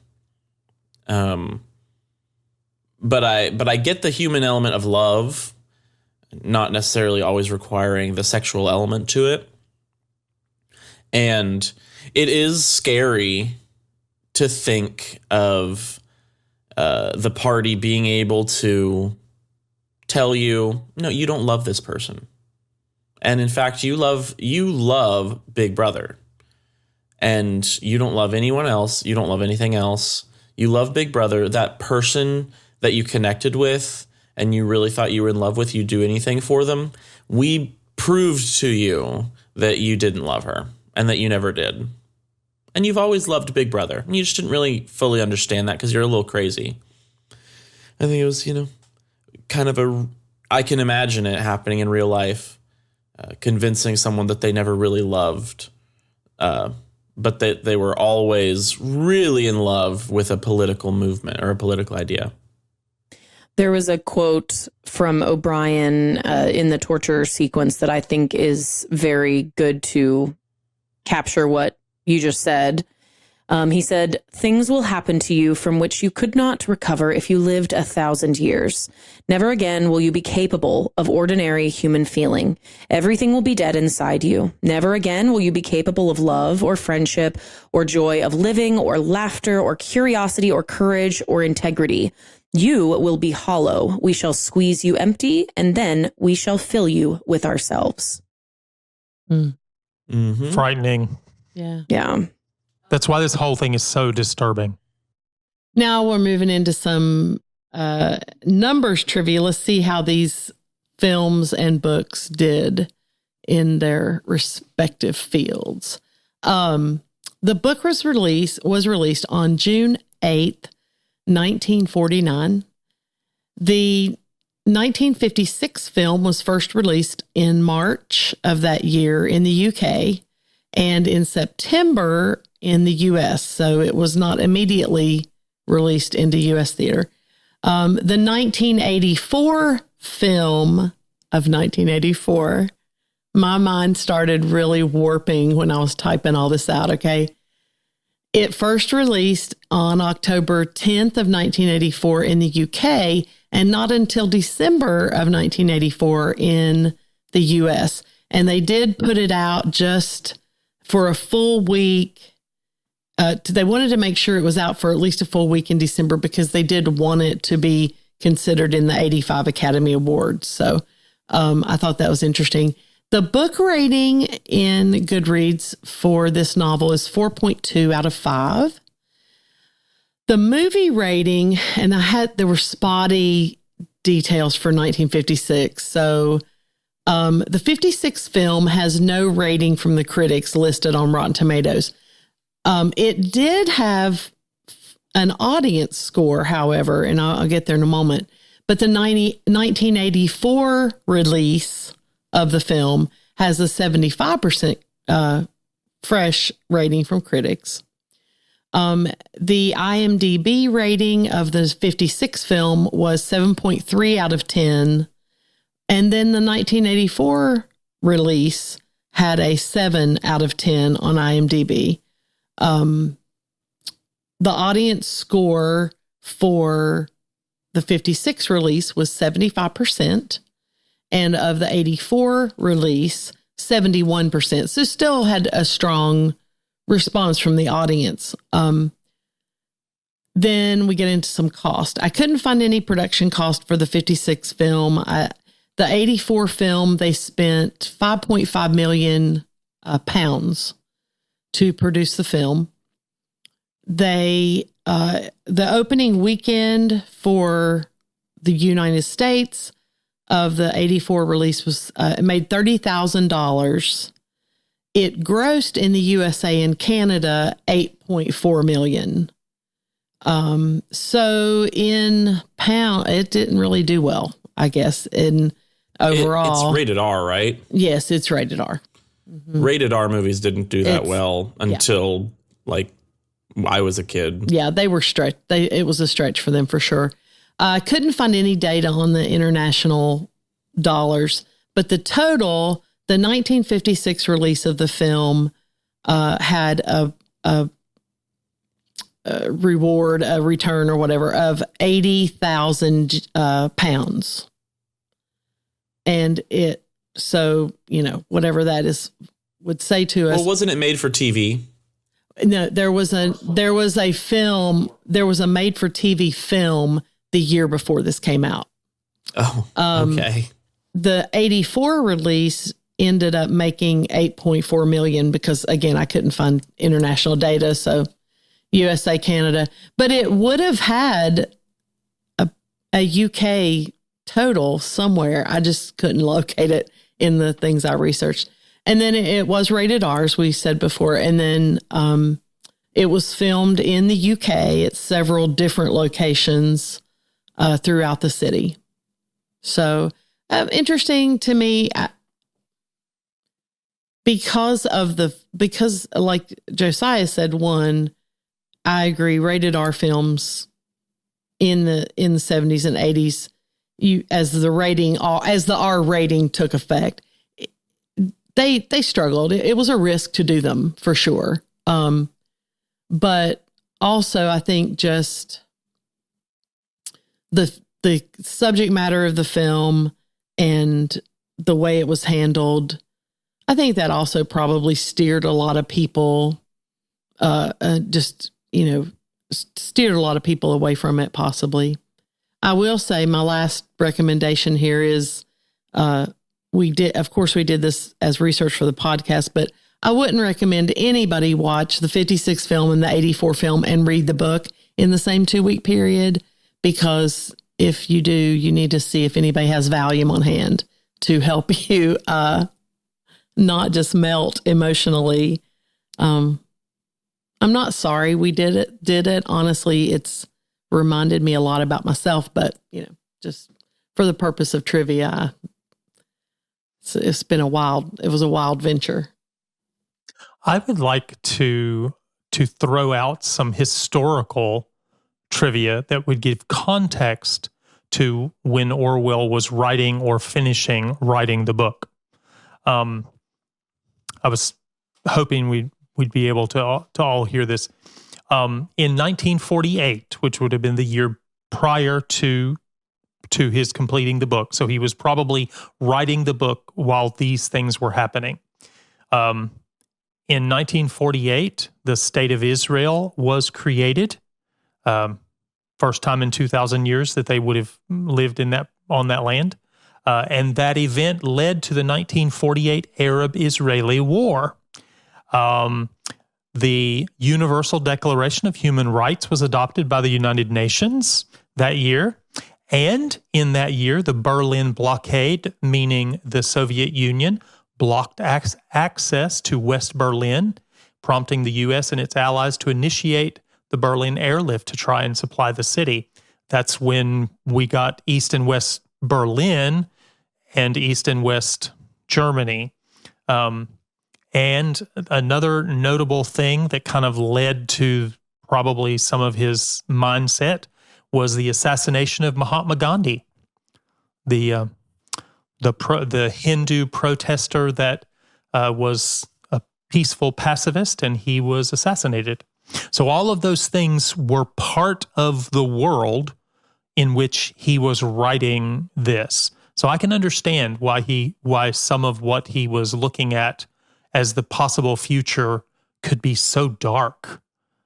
He was seeing some dark things happening because, war on every hand. Oh, and the one thing that I didn't mention was there was a big uprising in South Korea that led to a large number of deaths as people revolted in South Korea. So, and eventually that would become the Korean War. So that was the beginnings of it. So some film trivia. In the 1956 film was created after a BBC TV movie which aired in 1954 that starred Peter Cushing, Andre Morell, and Donald Pleasance. And it was a huge hit in the United Kingdom.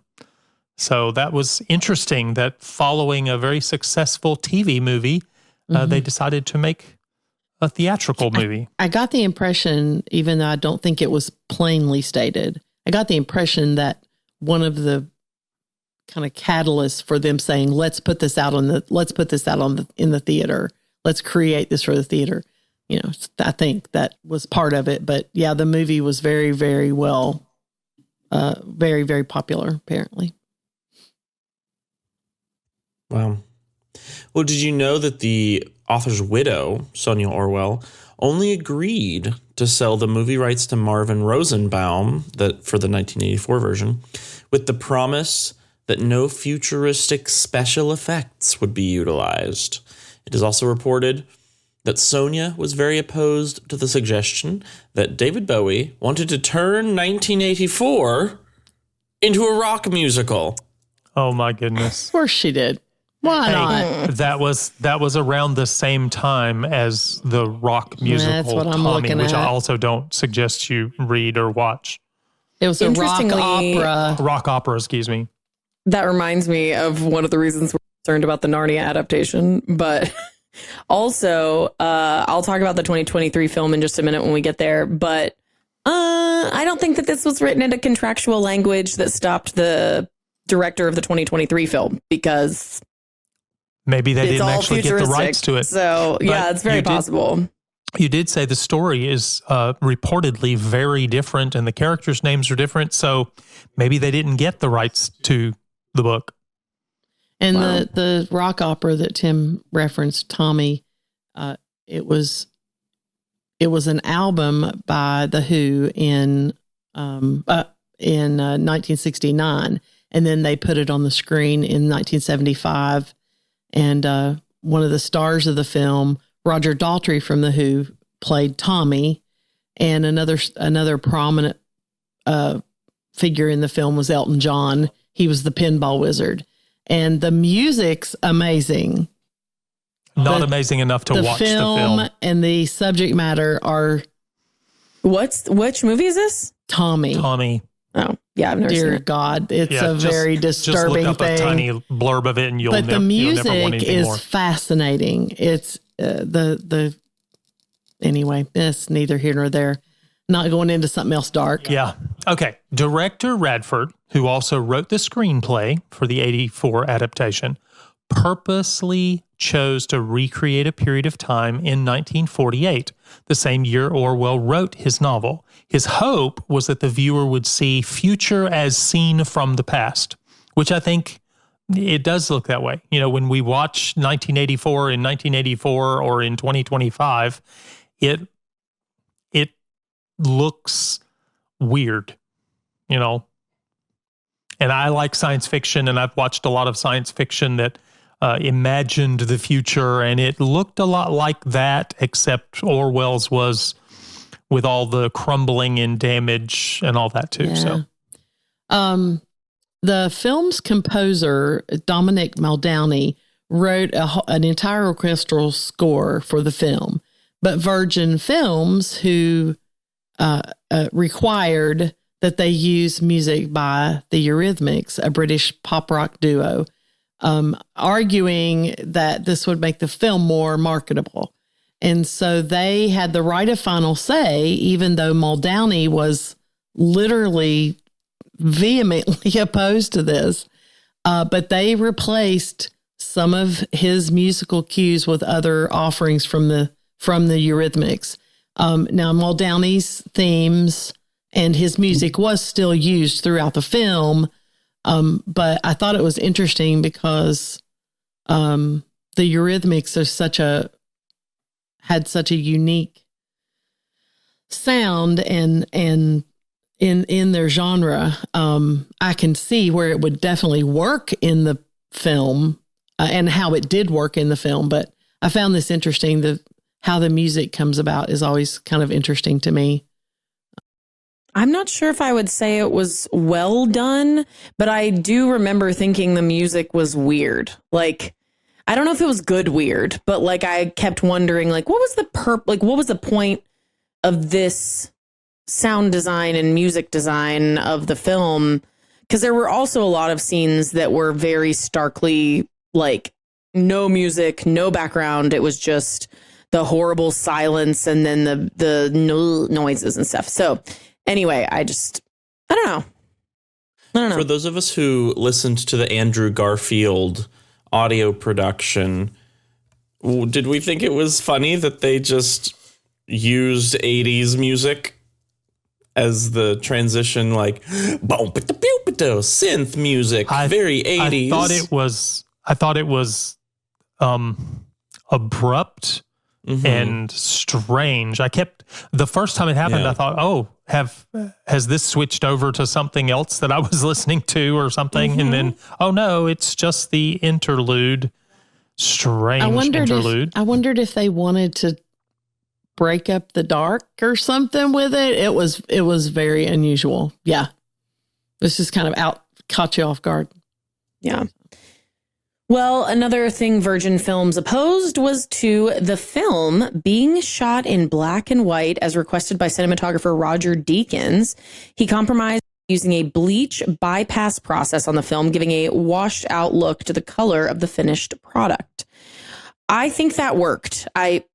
I don't know if I would have liked it or disliked it any differently based on it being in black and white, but I do think that the effect of the bleached out stuff, I think it made it feel so stark and ugh. Yeah, it did add to the feel.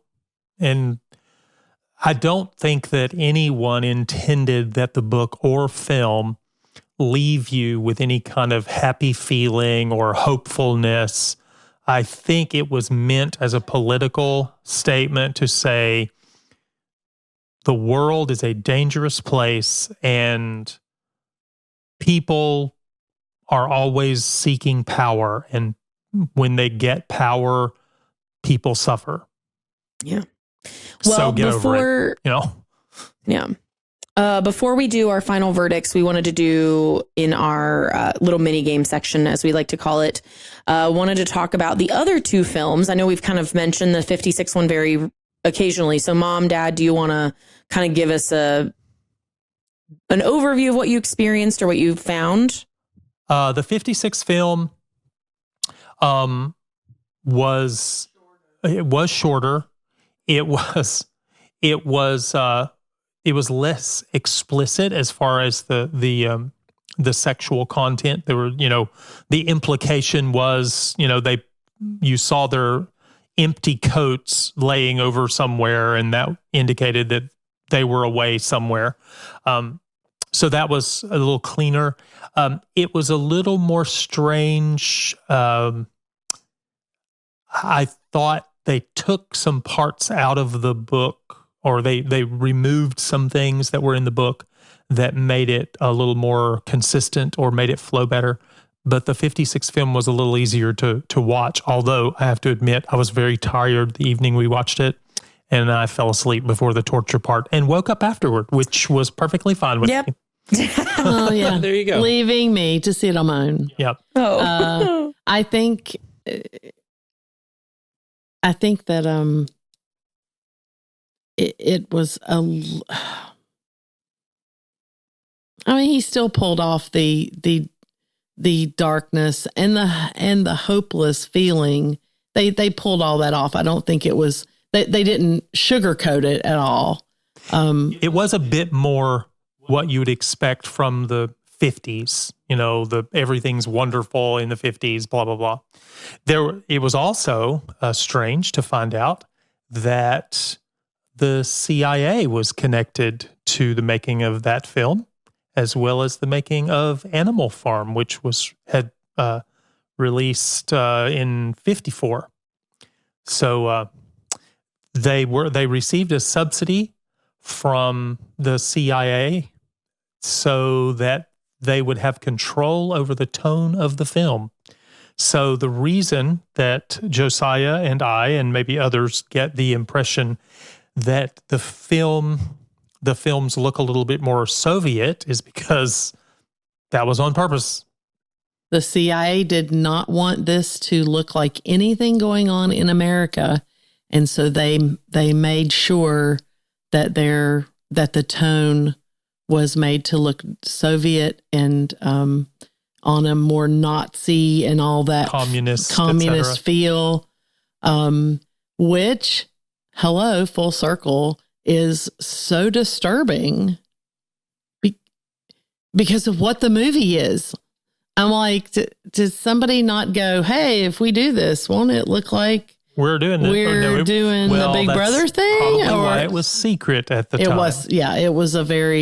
was not known in the time, and then has been discovered in later years. Anyway, the other film, 1984, which, by the way, I don't know if you knew this, but I had this episode scheduled a year ago because I was going to have us review this version of the film. And I think after watching the first few minutes, I don't know how you guys feel about the fact that we didn't. I'm okay with it. I'm okay that we didn't. So there's a very limited release indie film called 1984. It was released in the year 2023. It was by Finnish filmmaker. I assume she also produced it, Diana Ringo. Now, she did combine this with also a 1921 Russian novel called We by Yevgeny Zamaitin. And that version so none of us have watched it in full. I just want to disclaim and be clear about that. I did rent it and watch some of it, but it is very difficult for me to read the foreign film subtitles the whole time. I struggle with that. And also just time wise, it was hard to fit in the schedule. So it's in a dystopian world. This one is called The United State. Singular. And in this version of 1984, everyone follows the rules of Big Brother. Everyone and everything has a schedule, which some of that reminds me of the way that like District 13 actually was set up in the Hunger Games, which was weird. So the main character's name is D503, and he's a mathematician. He starts to wonder if there's more to life than what Big Brother says. He meets an art department member by the name of I330. They get into a relationship similar to the way that Winston and Julia get into a relationship. And they basically talk about a possible resistance group that's trying to combat Big Brother and allow them to have their own thoughts and feelings.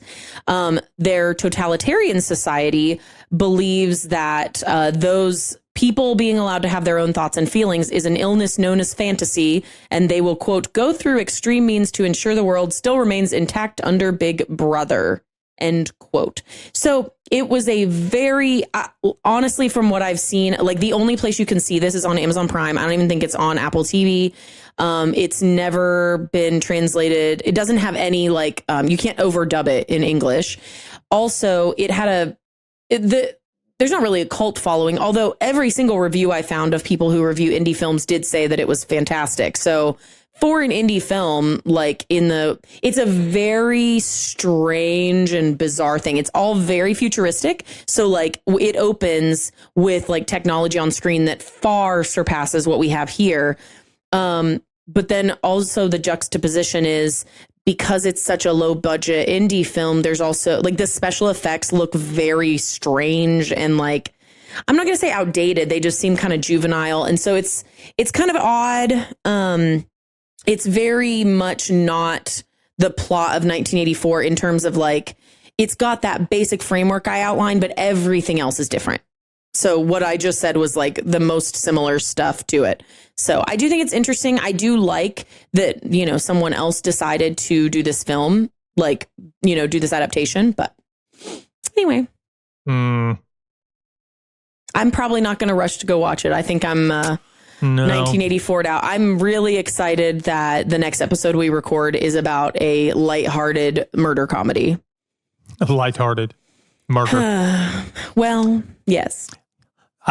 One of the things that I looked at, the dystopian things that were written around the same time, Fahrenheit 451 was written a couple of years before 1984.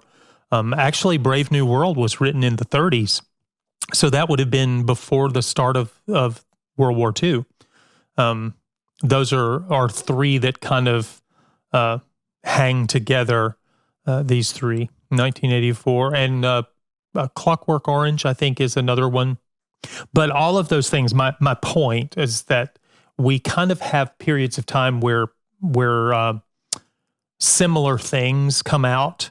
And I think that's because one comes out and we find it popular, so we want to write another version of something like that.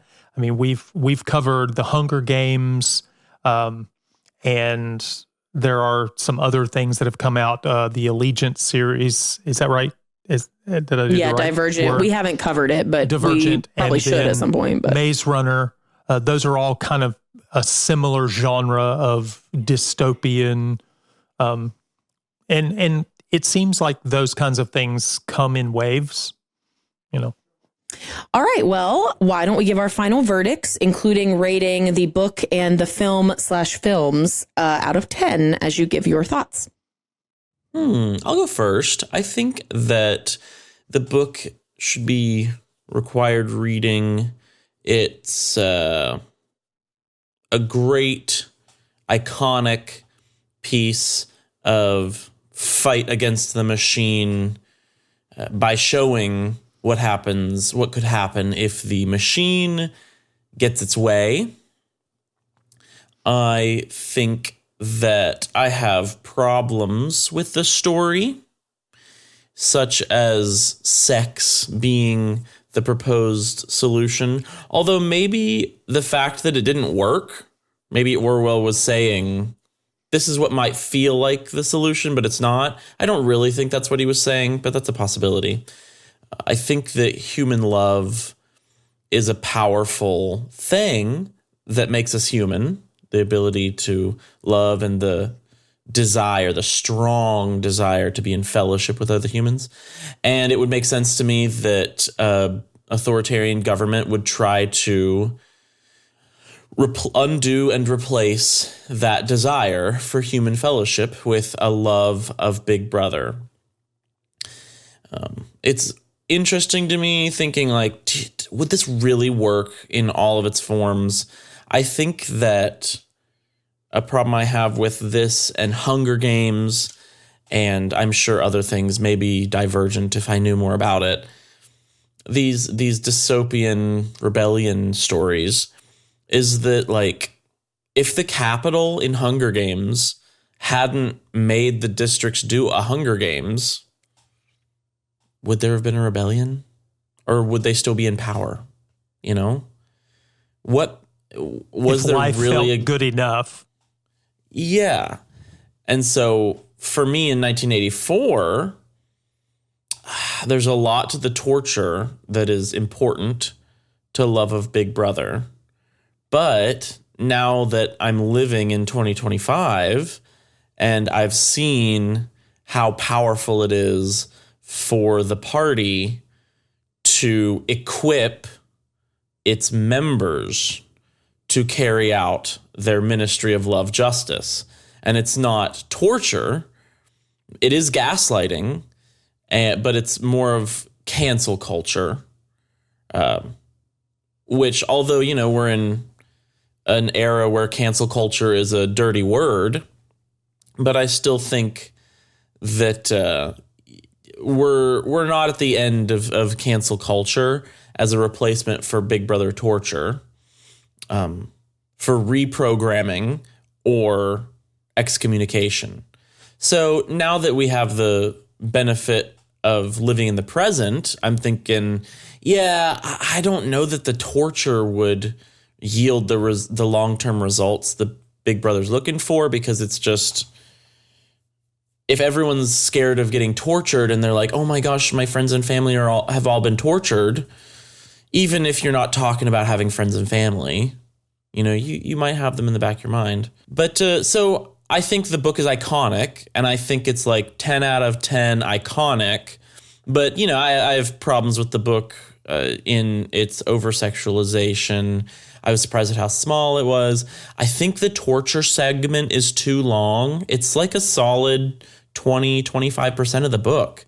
Like, oh my gosh, that is so much of the book. So like overall, I'll give it a strong 9 out of 10 with some of those misgivings mentioned. And the 1984 film, it was fine. It was too depressing. I think that the director, the producer, the tone was appropriate thematically, but it was simply not enjoyable, and not in a like, oh, it was so fun sort of way, but the aesthetics made you so heavy. And it was a pretty well-made film. It was a little gratuitous in its content, so I'll give it a 7.5 out of 10. And I do think the book was better in this case.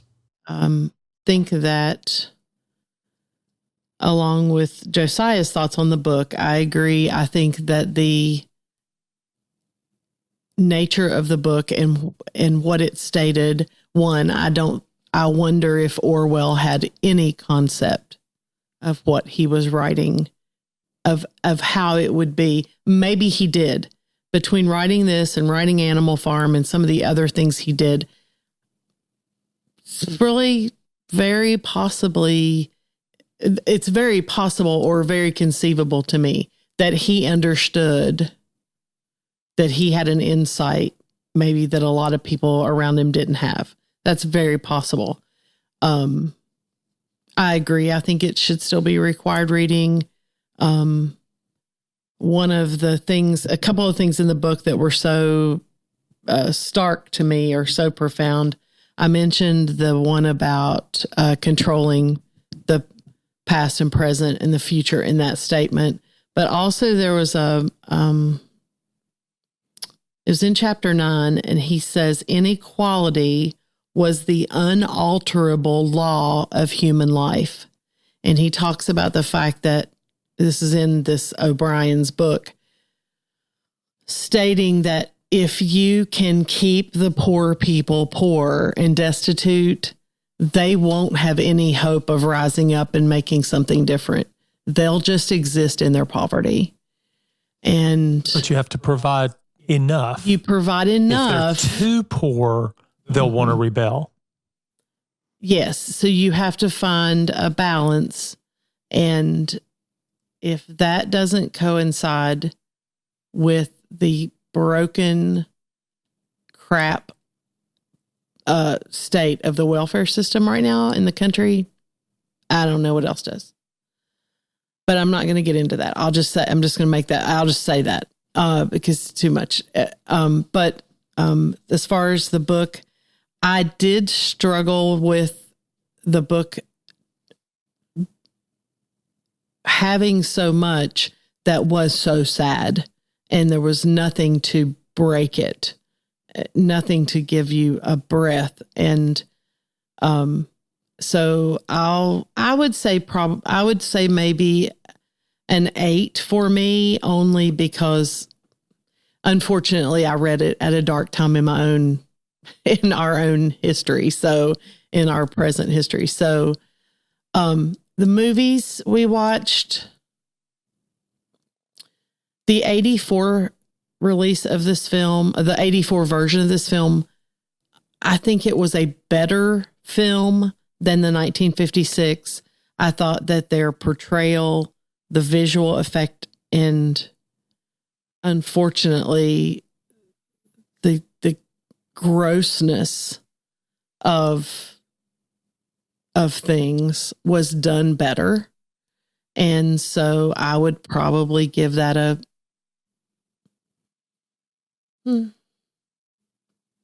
I would probably give it an 8 as far as what it was trying to do. Just based on wanting to see it, it would be a much lower score. But trying to give the film a rank, I could take in the film and be done with the film. I couldn't do that with the book. It was a little longer. So I'm going to say I would give it to the film. Yeah. And I think the social commentary is there. I think that people, if you really want to take a broad look at everything and you could really step back from your emotions, this is the time to do it and try to figure out where you are personally. And listener, I would just say, at the end of all things, there is not an end. We are eternal. Our souls are eternal. And you need to take the moment and step back, and whether you look to scripture or whether you go to prayer or sit down with someone you consider as a strong godly influence, I would encourage you to seek, where you are in this life and what your place is. The one resounding thing I've gotten throughout this week, and I've watched and listened to a lot of Charlie Kirk episodes this week on Real America's Voice. I've tried to make sure I get in on the episodes as much as I could, and tried to go back and listen to a lot of debates he had, campus debates in full. One thing that I get through that whole exercise has been he recognized at a young age he only had one life to live. And he didn't know how long that life would be, and he was fully aware that he had a target on him.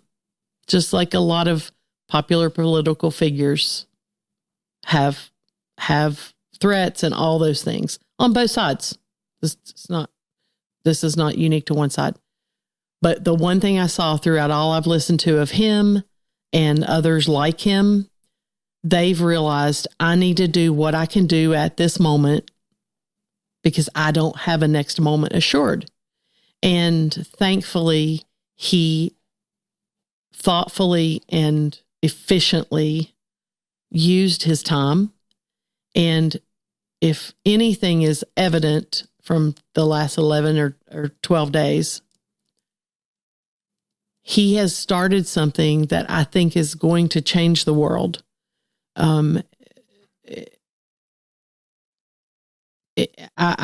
fully believe that. Go look at the numbers. Go look at the people who now want Turning Point everywhere.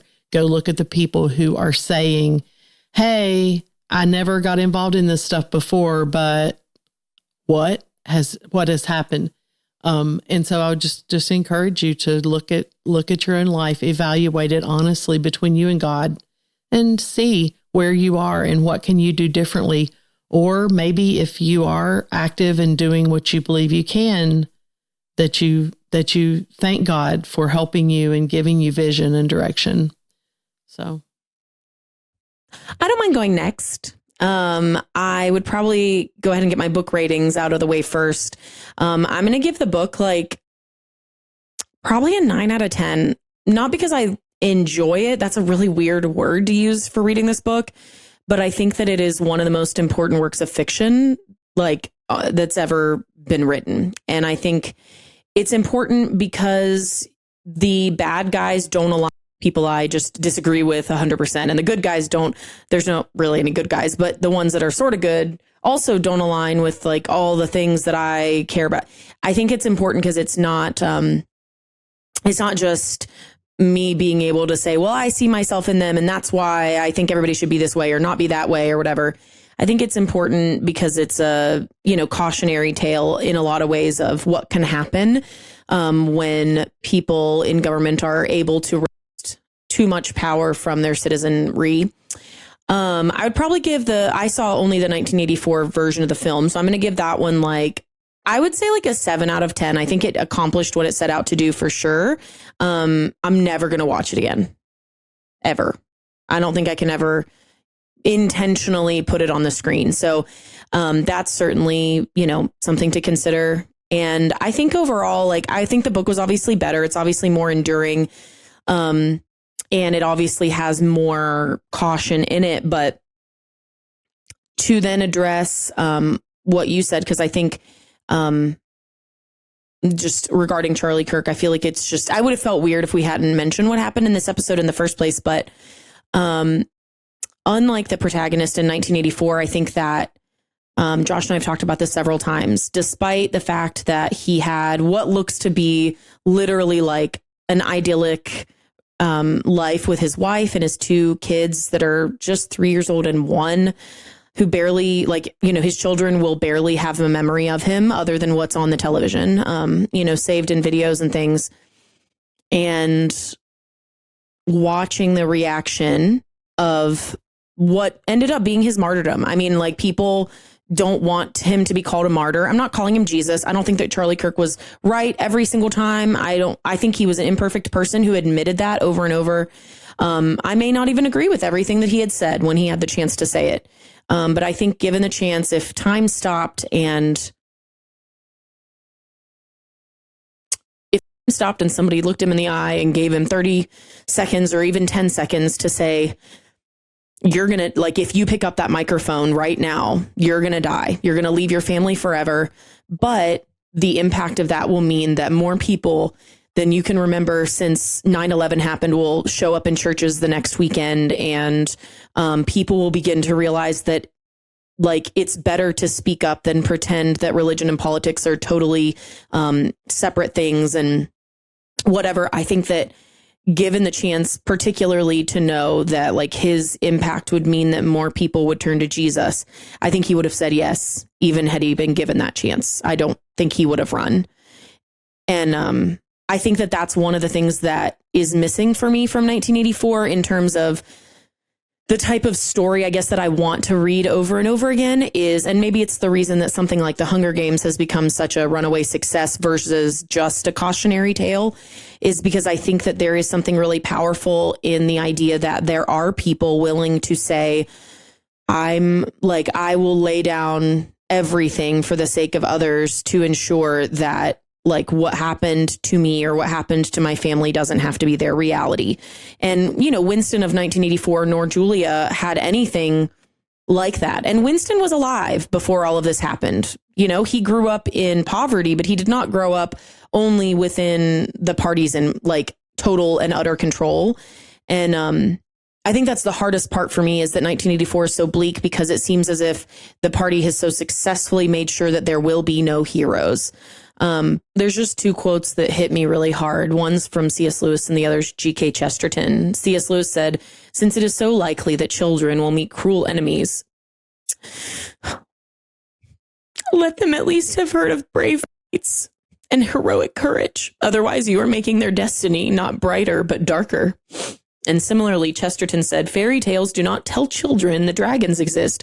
Children already know that dragons exist. Fairy tales tell children that dragons can be killed, or in this case, defeated." And I think that that's why I think it's important to not only hear of the dark and sad humanistic idea of what, I don't know if humanism is even the right thing to say, but it's important not to read only these bleak perspectives, but to also know that like we have an ultimate hero and savior, but also like we can see heroes and warriors and, you know, brave knights that can also push back against that darkness too. Well, I suppose that comes to me. There are a few things that I wrote down that I want to make sure to touch on.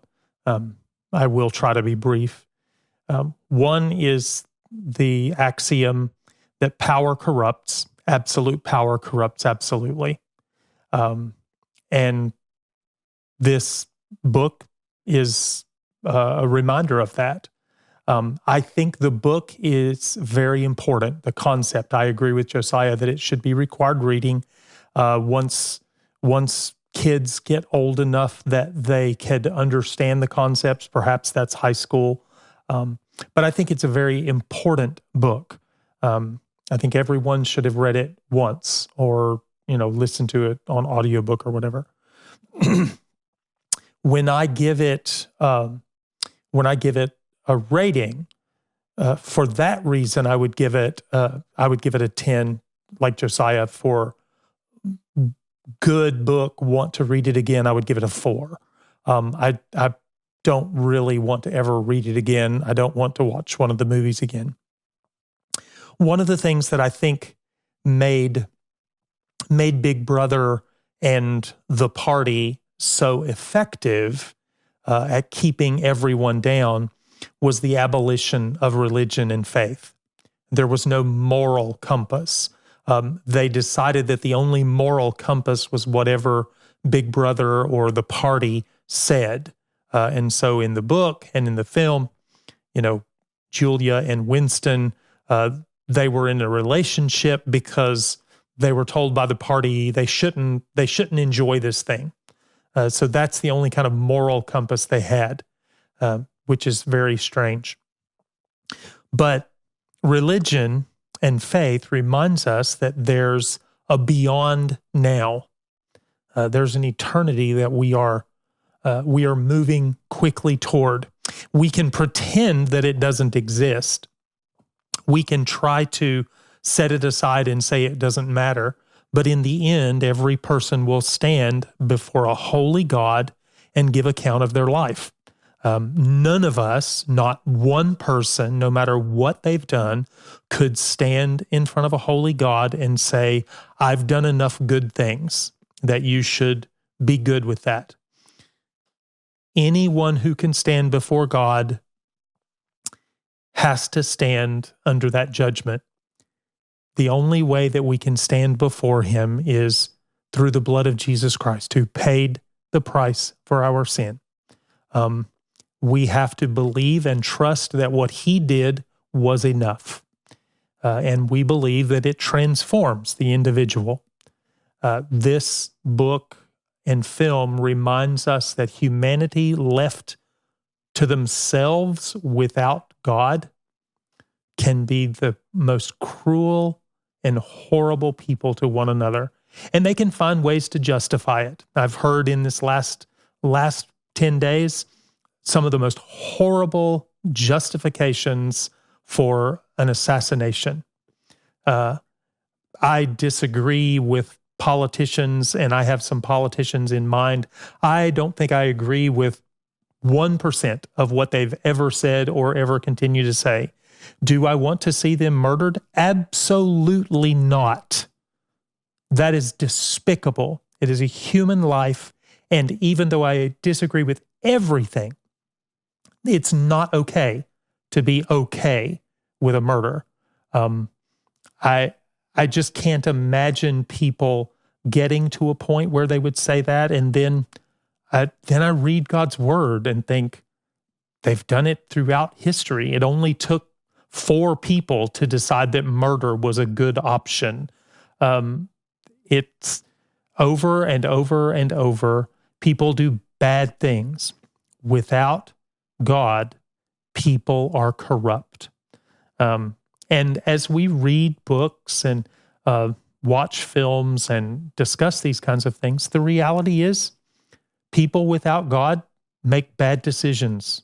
Even people that want to do good make bad decisions. We need God. We need Him because He can transform us into the best version of who He created us to be, and that is done with Him. So, would I watch the film again? No. Do I want to read the book again? No. Do I think everyone should? Yeah, I do. Because I think those who don't remember history are doomed to repeat it is a very appropriate axiom. We can call people whatever we want to call them, but if we don't truly understand what that means, we don't realize what we're saying, and we're likely to become the very things we say we hate because we don't know what we're talking about. History's important. Even the dirty, very uncomfortable parts of history, it is true, and we need to be able to live with that. So this has been a very different kind of an episode for me. It's been a very different kind of reading the book and watching the films. This week has been very odd, but I feel an obligation to say I am grateful that in the most difficult of circumstances, I can turn to Jesus and I can say, Lord, I don't understand. I don't know what you're doing, but I know what you've done in the past. And I know that you make amazing things happen. And you take tragedy and turn them into good, ultimate good, true good. And that's what I hope is possible as people see things like this or read these kinds of things and say, wow, that would be horrible. Yeah, it would be. So let's do what it takes to keep that from happening. When people see things like the murder of innocent children, the murder of a young woman on a bus, the murder of someone speaking on a college campus, we need to be able to look at that and say, that's wrong. Let's not let that happen anymore. And that's okay. We need to be able to be responsible people and decide that's not okay. Let's do differently. So that's my soapbox, my pulpit. So. Well, that's it for our episode, but please don't stop listening. I know I usually tell you how to connect with us and to review, etc. But we are doing a podcast about entertainment, which is generally a pretty closed loop in terms of people who lean more liberal or lean more conservative. Josiah's already a self-published author. I'm working on my debut, and Dad is as well. I'm working on a publishing house, and I want to talk about many, many more books and films, but that is not the easiest space to be in when you are not going to run with like the way that the crowd goes, for lack of a better term. So if you've enjoyed this, if you're glad that we chose to be more open and honest with you about politics and some of our thoughts on a controversial situation, than we normally are, one of the best things that you can do is to share this podcast with other people. If you also find yourself as maybe a Christian, or maybe just a conservative, or maybe just someone who doesn't like vitriol and doesn't have to agree with everything we say, but enjoys the way that we say it, it means a lot when you share our podcast with your friends on social media, on just via text message. Like, you can send links to every single one of our episodes directly from our website. And I talk all the time to people who are just excited that more people that love Jesus are also reviewing entertainment. And so it would just be really cool if more people were excited about what it takes to kind of put yourself out there, knowing that you're in the minority of a certain space like this one. And so, yeah, that's all I ask. If you want to connect, there's tons of links that you can do that in the description. And again, we're really grateful for you sitting around with us and listening this long. And we hope that the heaviness of the last couple of weeks begins to lift off of you as well. Thank you very much. Thank you very much. Yeah. And goodbye. Appreciate Bye, everybody. you. Double Bye. plus. Goodbye.